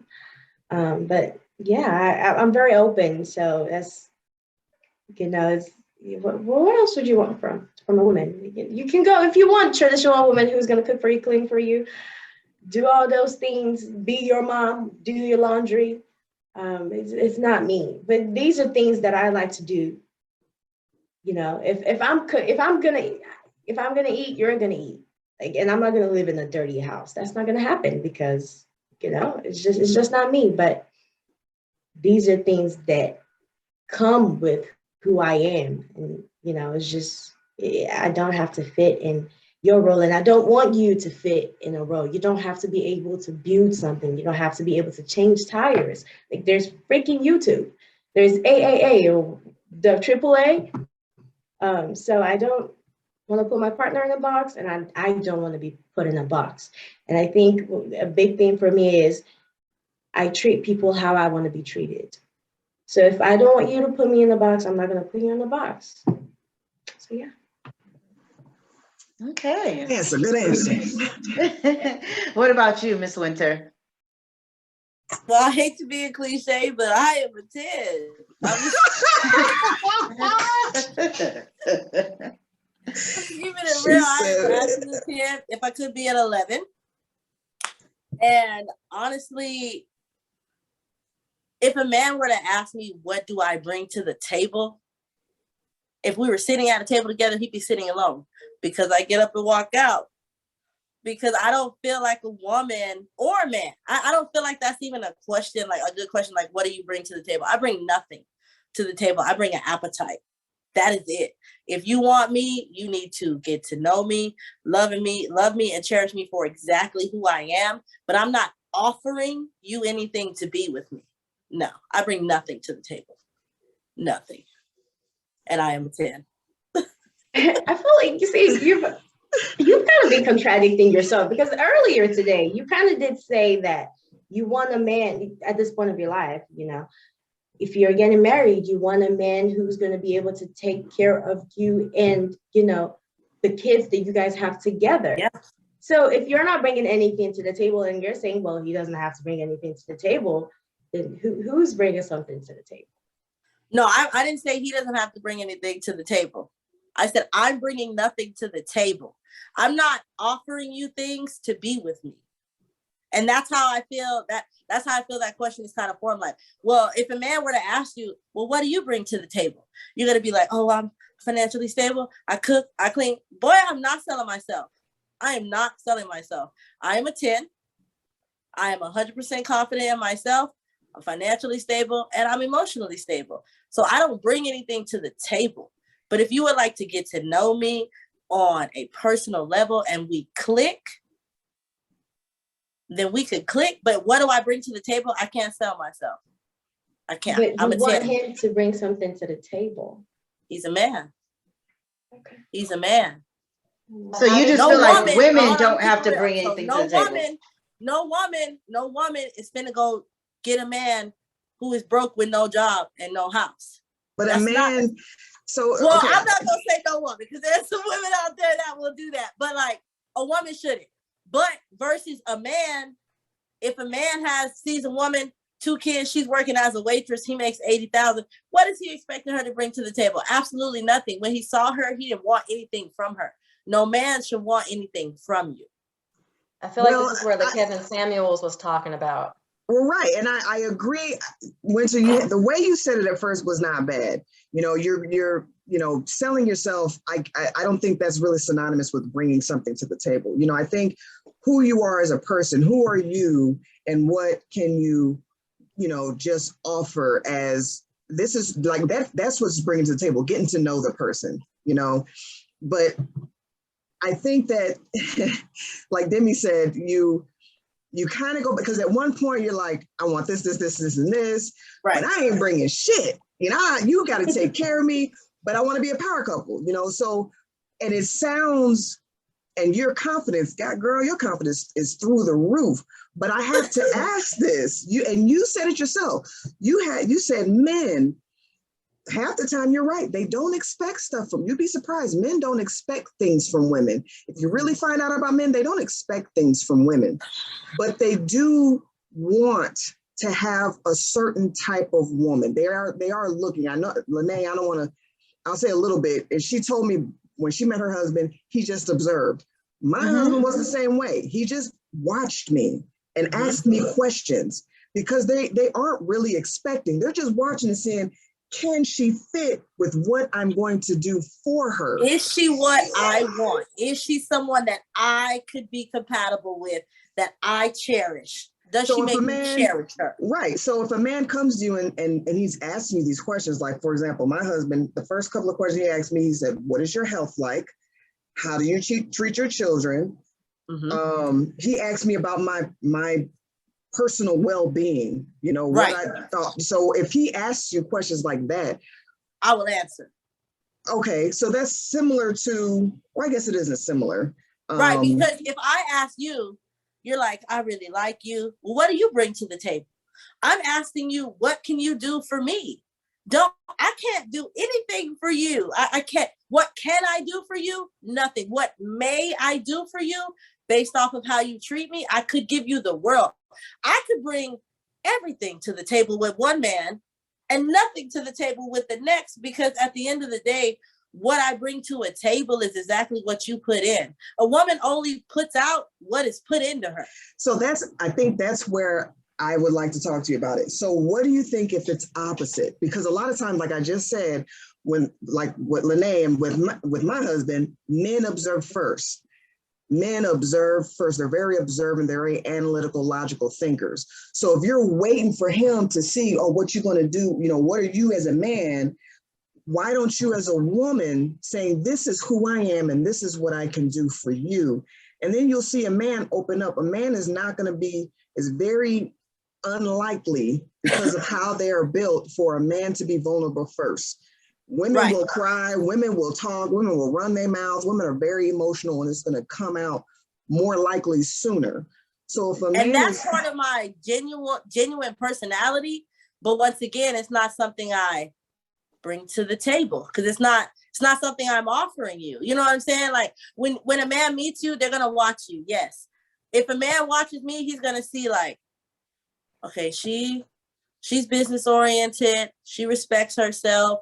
She carries herself well. These are all characteristics that I feel like I can deal with. A man's not going to really know if I can cook or clean until we're already a couple, because I don't believe in cohabitation. Like, I'm not going to live with you very early on unless we're engaged and on a path to be married. When we're dating, all you really know about me is what you experience on date night and in phone calls. So I can't say I bring to the table that I'm a nurturing mother, because my version of nurturing could not be this man's version of nurturing. I don't bring anything to the table, but you're happy. I bring nothing to the table but company. If I had to say, what do I bring to the table? I bring company. I bring company to the table, and it's your opinion whether you want to be in my company or not. I can't tell you to be with me. Well, and I agree with that, because a man, like you said something important, men will choose. And there are women out there who are willing to do a lot less, a whole lot less than a lot of these women who are, you know, quote unquote, independent, this, that, and the other. You know, so that's why there's so many quote unquote side chicks. You know, back in the day, they were called mistresses. I don't know what the difference. Right. Well, I know what the difference is. But, so Nicole, before, when you were, you know, about to get married or when you met your husband, what did you bring to the table? So back then I was considered more of a modern woman. You know, I was like, I was working, I was in the military. I had 2 jobs. You know, I was working for, at the time I was a social services director at a nursing home. You know, I considered I was making all this money. I don't need your money. I don't need this. I don't need that. So I brought myself, I brought my independence, I brought my income, I brought the fact that I had a degree. You know, I thought all these things were important, but none of it really mattered. But yeah, back then I would have said, you know, maybe similar to, well, the number, I would have gave myself like a 7. I can bring all this stuff. The only reason why I wouldn't say a 10 back then is because I had a kid. I did have a kid. And that to me did, like Kevin Samuels like used it, lowered my value. Because a lot of men, again, this is a biological thing. A lot of men, it's difficult for them to take care of another person's child. Not that they can't, love them and care for them, but it's still biologically not theirs. So but that's what I brought. And I realized the richest man and the poorest man didn't give a shit. They didn't give a shit about how much money I made. They didn't give a damn about the degree I had. They didn't care about none of that. All they cared about is if I gave them affection, if I gave them love, and what I brought to them as a woman, how I nurtured, how I loved them. Yeah. But and those are things you can't really bring to a table, because the same man, a different man might not pull that same affection or whatever out of you. You didn't know that you could love your husband the way you could love him until he showed you who he was. You know what I'm saying? All the things you thought you was bringing to the table, he don't want that stuff. Yeah. And that's why I said, go ahead, Demi. I was going to say, with Nikoale, you said, with your degree, with you were financially stable and all of these things, I still think there are things that a man will find attractive in you. It might not be things that he wants, but it's things that he might be attracted to. Like, I wouldn't want to date someone who's broke. I wouldn't want to date someone who's not, who can take care of themselves. But you're a woman. Ask men this. I tell women all the time. Women talk to women about what men want, and none of us are men. And that's why I love Kevin Samuels, because he tells women this, and women don't listen. That's why I asked my husband. He's like, I don't give a fuck what you went to school for. As long as you're emotionally intelligent and have the capacity to learn something, your degree and the fact that you went to school means nothing to me. Mm-hmm. How much money you make means nothing to me. And at the time, my husband was the first person I met that made more money than me. Most men that I met, I made more money then, and it really put my ego high. So when I met him and he made more money than me, and I was like, I got this and this and this, he's like, and this is what I make. And I'm like, oh, damn. Okay. Well, So he's like, your money, all that shit doesn't mean anything. So I think where the disconnect comes in is there's too many women talking to women about what men want. Right. And nobody's listening. Know. And nobody's listening to the man. And the only other thing I want to say, Winter, too, is when you said he's very disrespectful. And I have to say, growing up with a man, living with my father for so long, a lot of men talk like that. A lot of men have had to scale back because we as women are much more emotional. Yeah. My father was the way he talked was like Kevin Samuels. Even with my husband. Now, my husband he doesn't cut people off and stuff like that, but he's very direct. He's very direct and he talks like an encyclopedia. It's just very, it's on the points, on the nose. Yeah, it's facts.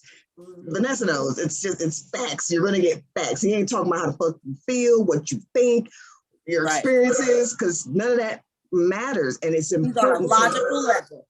Yeah, and it's important to know that about a man. We want men to know about us and our feelings, our emotions, and it's like, that's cool, but know about men too. Know about them and how they think and how they feel and how they deal with their emotions. We can't just say they have to know about us and learn about us.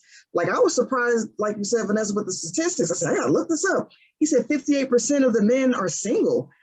I didn't know that. He said, aside from, people going to prison and now the kind of homosexual explosion and stuff like that, he said there's still straight men, born men that it's like 58% of them are single. And Vanessa, I hope it's okay. I remember you said that somebody you were talking to, the guy that you're talking to, he was married before and he's been single for like 20 years.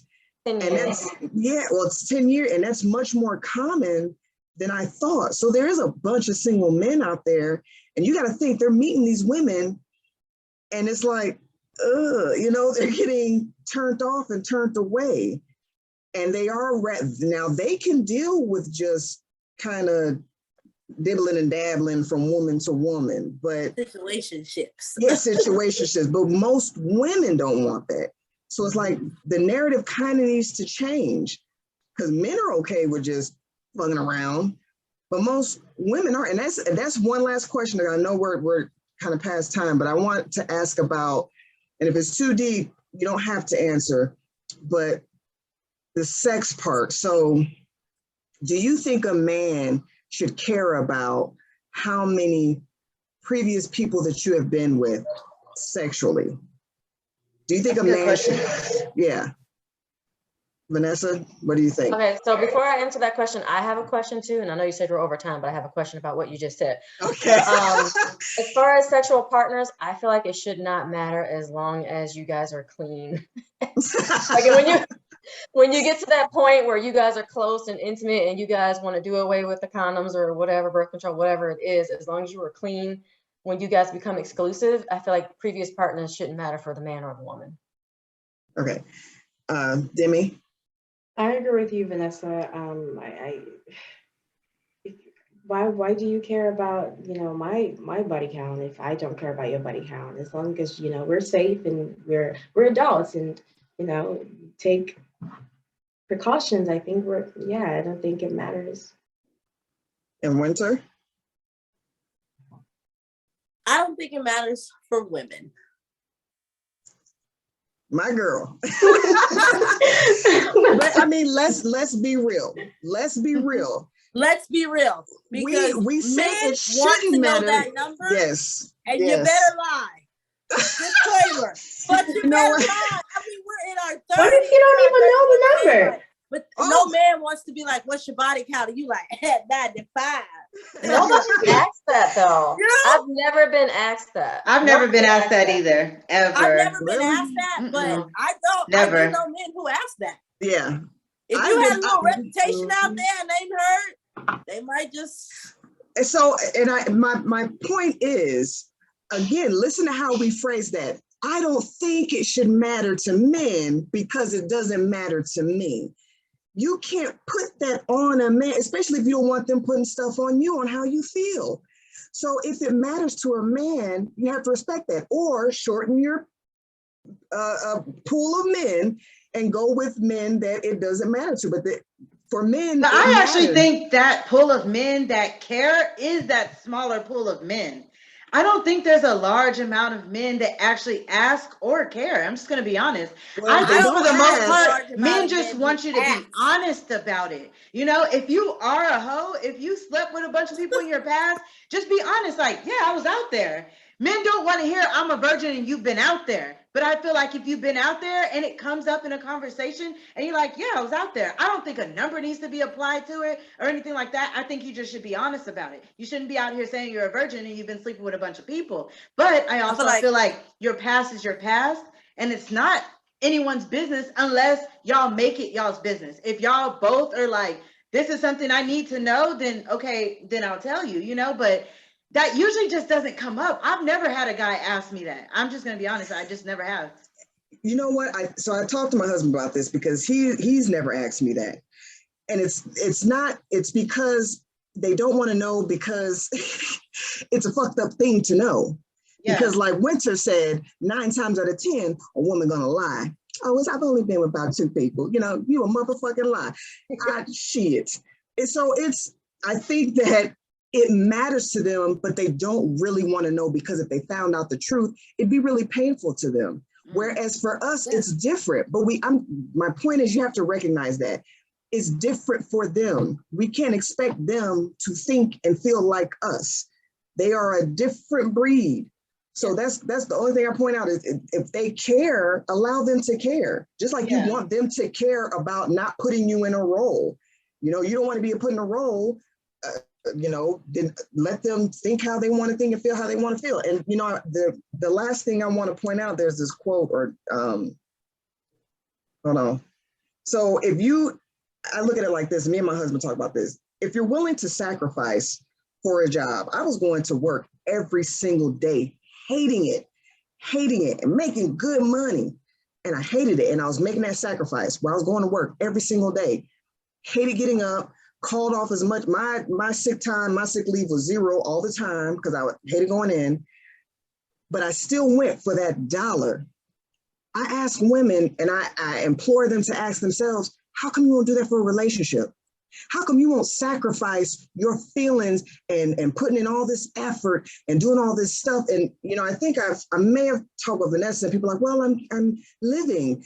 And it's like, so do you, I'm not saying you said it like that, but Yeah, don't say it like that. when I meet some women, it seems like the natural response is, well, I work to live. And I think to myself, but you're still living in not a shitty situation. And I'll speak for myself. I was living in a shitty situation where I hated going to work. And that's most women. I've yet to meet a woman where they're like, oh my God, I love getting up and going to work. It's so much fun. It provides me so much stimulation and blah, blah, blah, blah, blah. But you won't do that for a man. You won't put in the effort. You won't put in the sacrifice. You won't be like, you know what, I hate this, but I want to do this because I need this. So that's my question to everyone. If you're willing to sacrifice your feelings and your emotions and putting an effort to go to somewhere that you hate going to or maybe dislike, why not put in the sacrifice and the effort into something that can turn out to be beautiful? If you put in the effort, it's good. It's not going to happen off the bat. I'll tell you that right now. You can ask. There's very few marriages that started off boom, bing, bow and have just been wonderful the entire time. It takes sacrifice and effort. Well, I think it just has to do with you prioritizing. Like, am I going to go to work or am I going to live homeless? Am I going to work on this relationship or am I going to be lonely and crying in my bed and, don't have nobody to cuddle? Like, it has to do with your priorities. If I prioritize having a relationship, then I'm going to work to having that relationship. If I want to live a good life, then I'm going to work to having a job where I can pay for my rent, I can pay for my car, I can pay for all my bills and still have money to live life. It just all has to do with priority. And that's a good way to put it. So that means women prioritize their not being homeless or being able to live, quote unquote, because it's really, well, we're not going to get all into that, but you're putting that before actually having a marriage. And I'm just saying, think about it. You're putting, well, I need to go to work because I have to eat, I have to do this. Where if you find a husband, you will get all those things. You will, but it's a chance. It's a chance because you are taking a leap where it may not happen in a relationship, may not work out, et cetera, et cetera. But so women, more in particular, are prioritizing their own independence and living and being able to provide for themselves over putting the prioritization into a marriage where I think, well, I won't speak for Lenee, but for myself, I sacrificed that. I don't work anymore. I quit my job. I quit all of that. And we're making half, of what we were making before, because to me, it was more important. It was way more important to build a family and procreate and have children than it was for me to be worried about, damn, I might be homeless if I don't pay my bills. But and I'm not saying you ladies, but when I watch Kevin Samuels, it's a lot of women out there who are like, but I need a man, I want a man. And the way Demi put it then you're prioritizing wrong. You have your priorities all messed up because you're putting more effort and more time into your degree and how much money you make than you are into finding what you say that you want. I agree. I definitely think dating is a priority. If you want a husband, if you want a man, just like anything else you want, you have to put it in your list of things that you're putting effort into. It, like, a man's just not going to fall out the sky and just be like, I'm perfect for you. Just let me move in with you or let you move in with me. You have to prioritize it. And you have to go through, you might have to go through a few, and I'm not saying be with them or have sex with them, but you might have to date a little bit to actually find someone that you feel is marriable, and that's okay. Okay, so anybody got any more questions or? All right, so I had a question. Okay. All right, let's go, Vanessa. Okay, so when you were talking earlier, because I obviously I'm talking about myself. So when you were talking earlier about like trying to fit these needs that men want, and trying to, if this is what the man wants, this is what you need to follow, blah blah blah.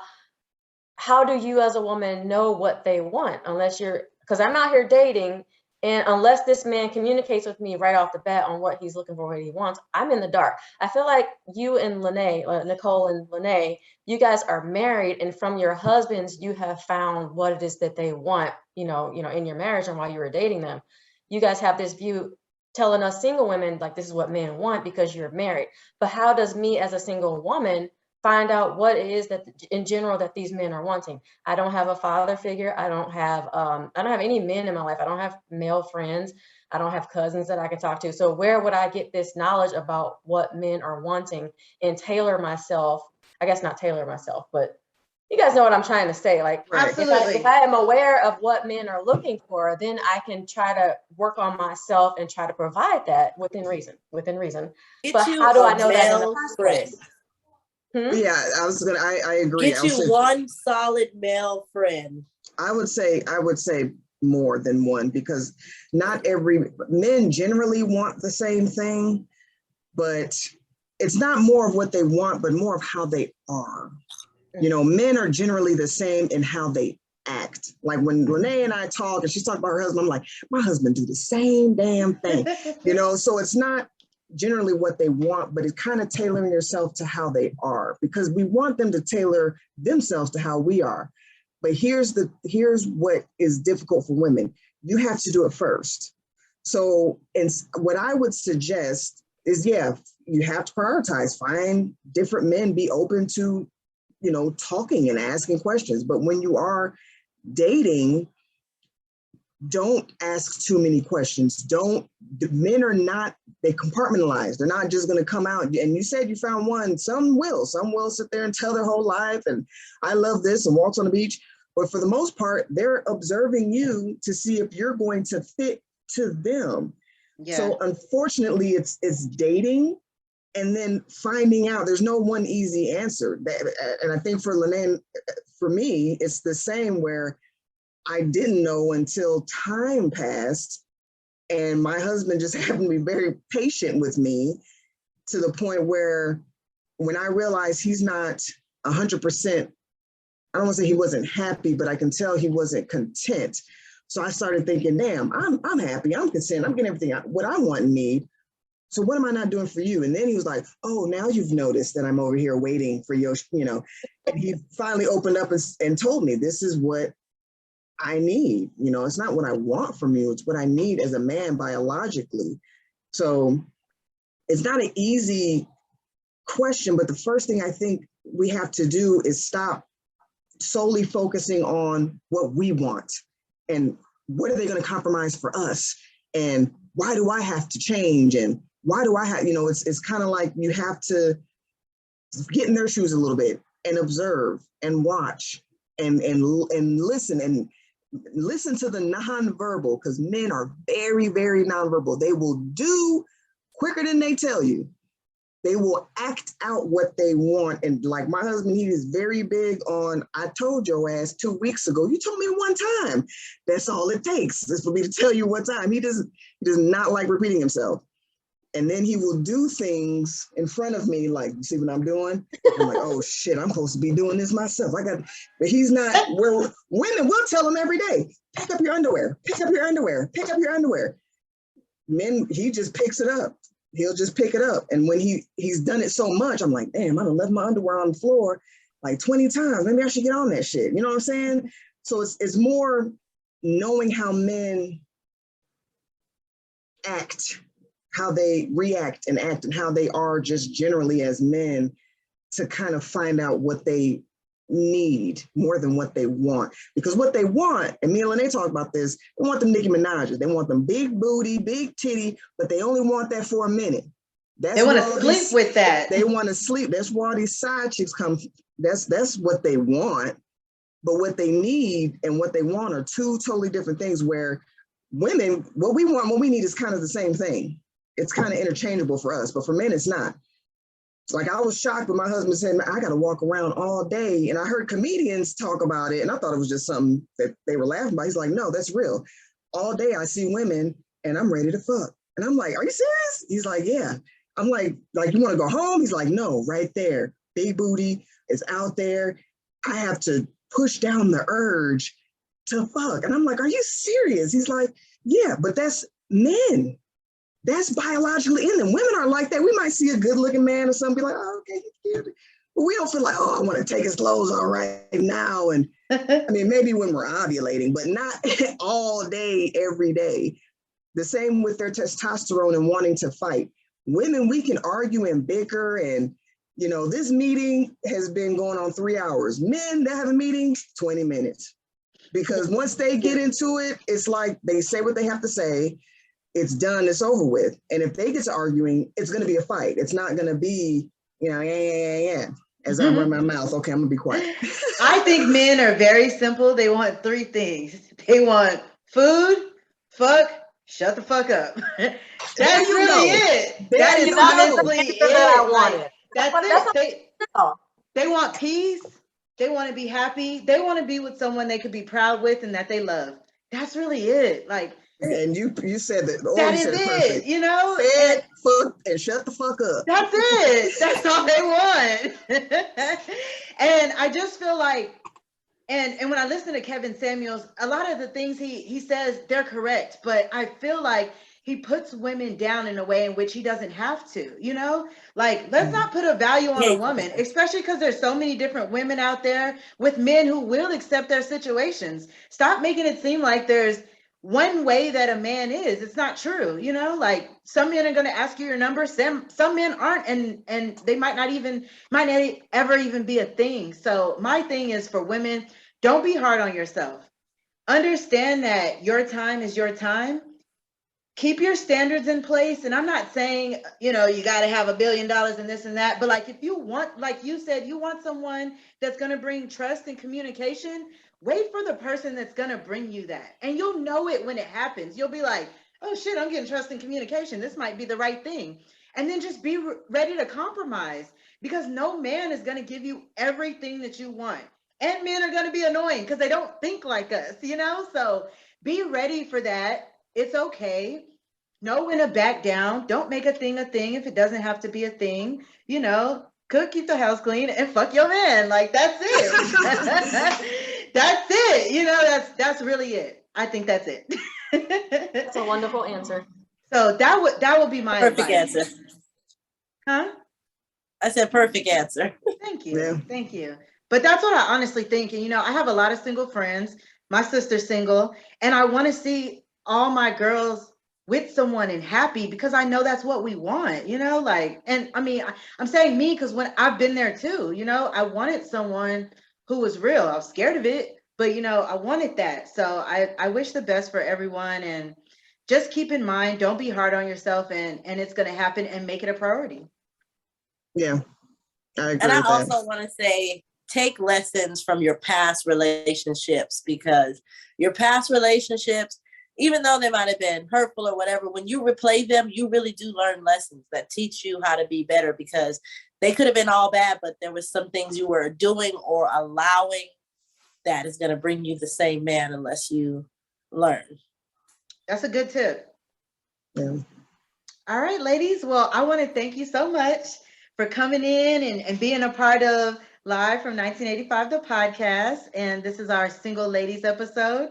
And I just want to thank you, ladies, and good luck on your journey. And, maybe we'll have you back for a follow-up episode when y'all are engaged and we can see y'all rings, because I'm putting it out there. I'm sprinkling all my love juice all over y'all, because my love juice. For real. If y'all want that, I tell people who have kids, like, put your kid juice on me, because I'm trying to, sometimes you need that. You need that person who already has that. I do. So I'm like, so I just want to thank y'all so much for being a part of this and taking your time out to kick it with us today.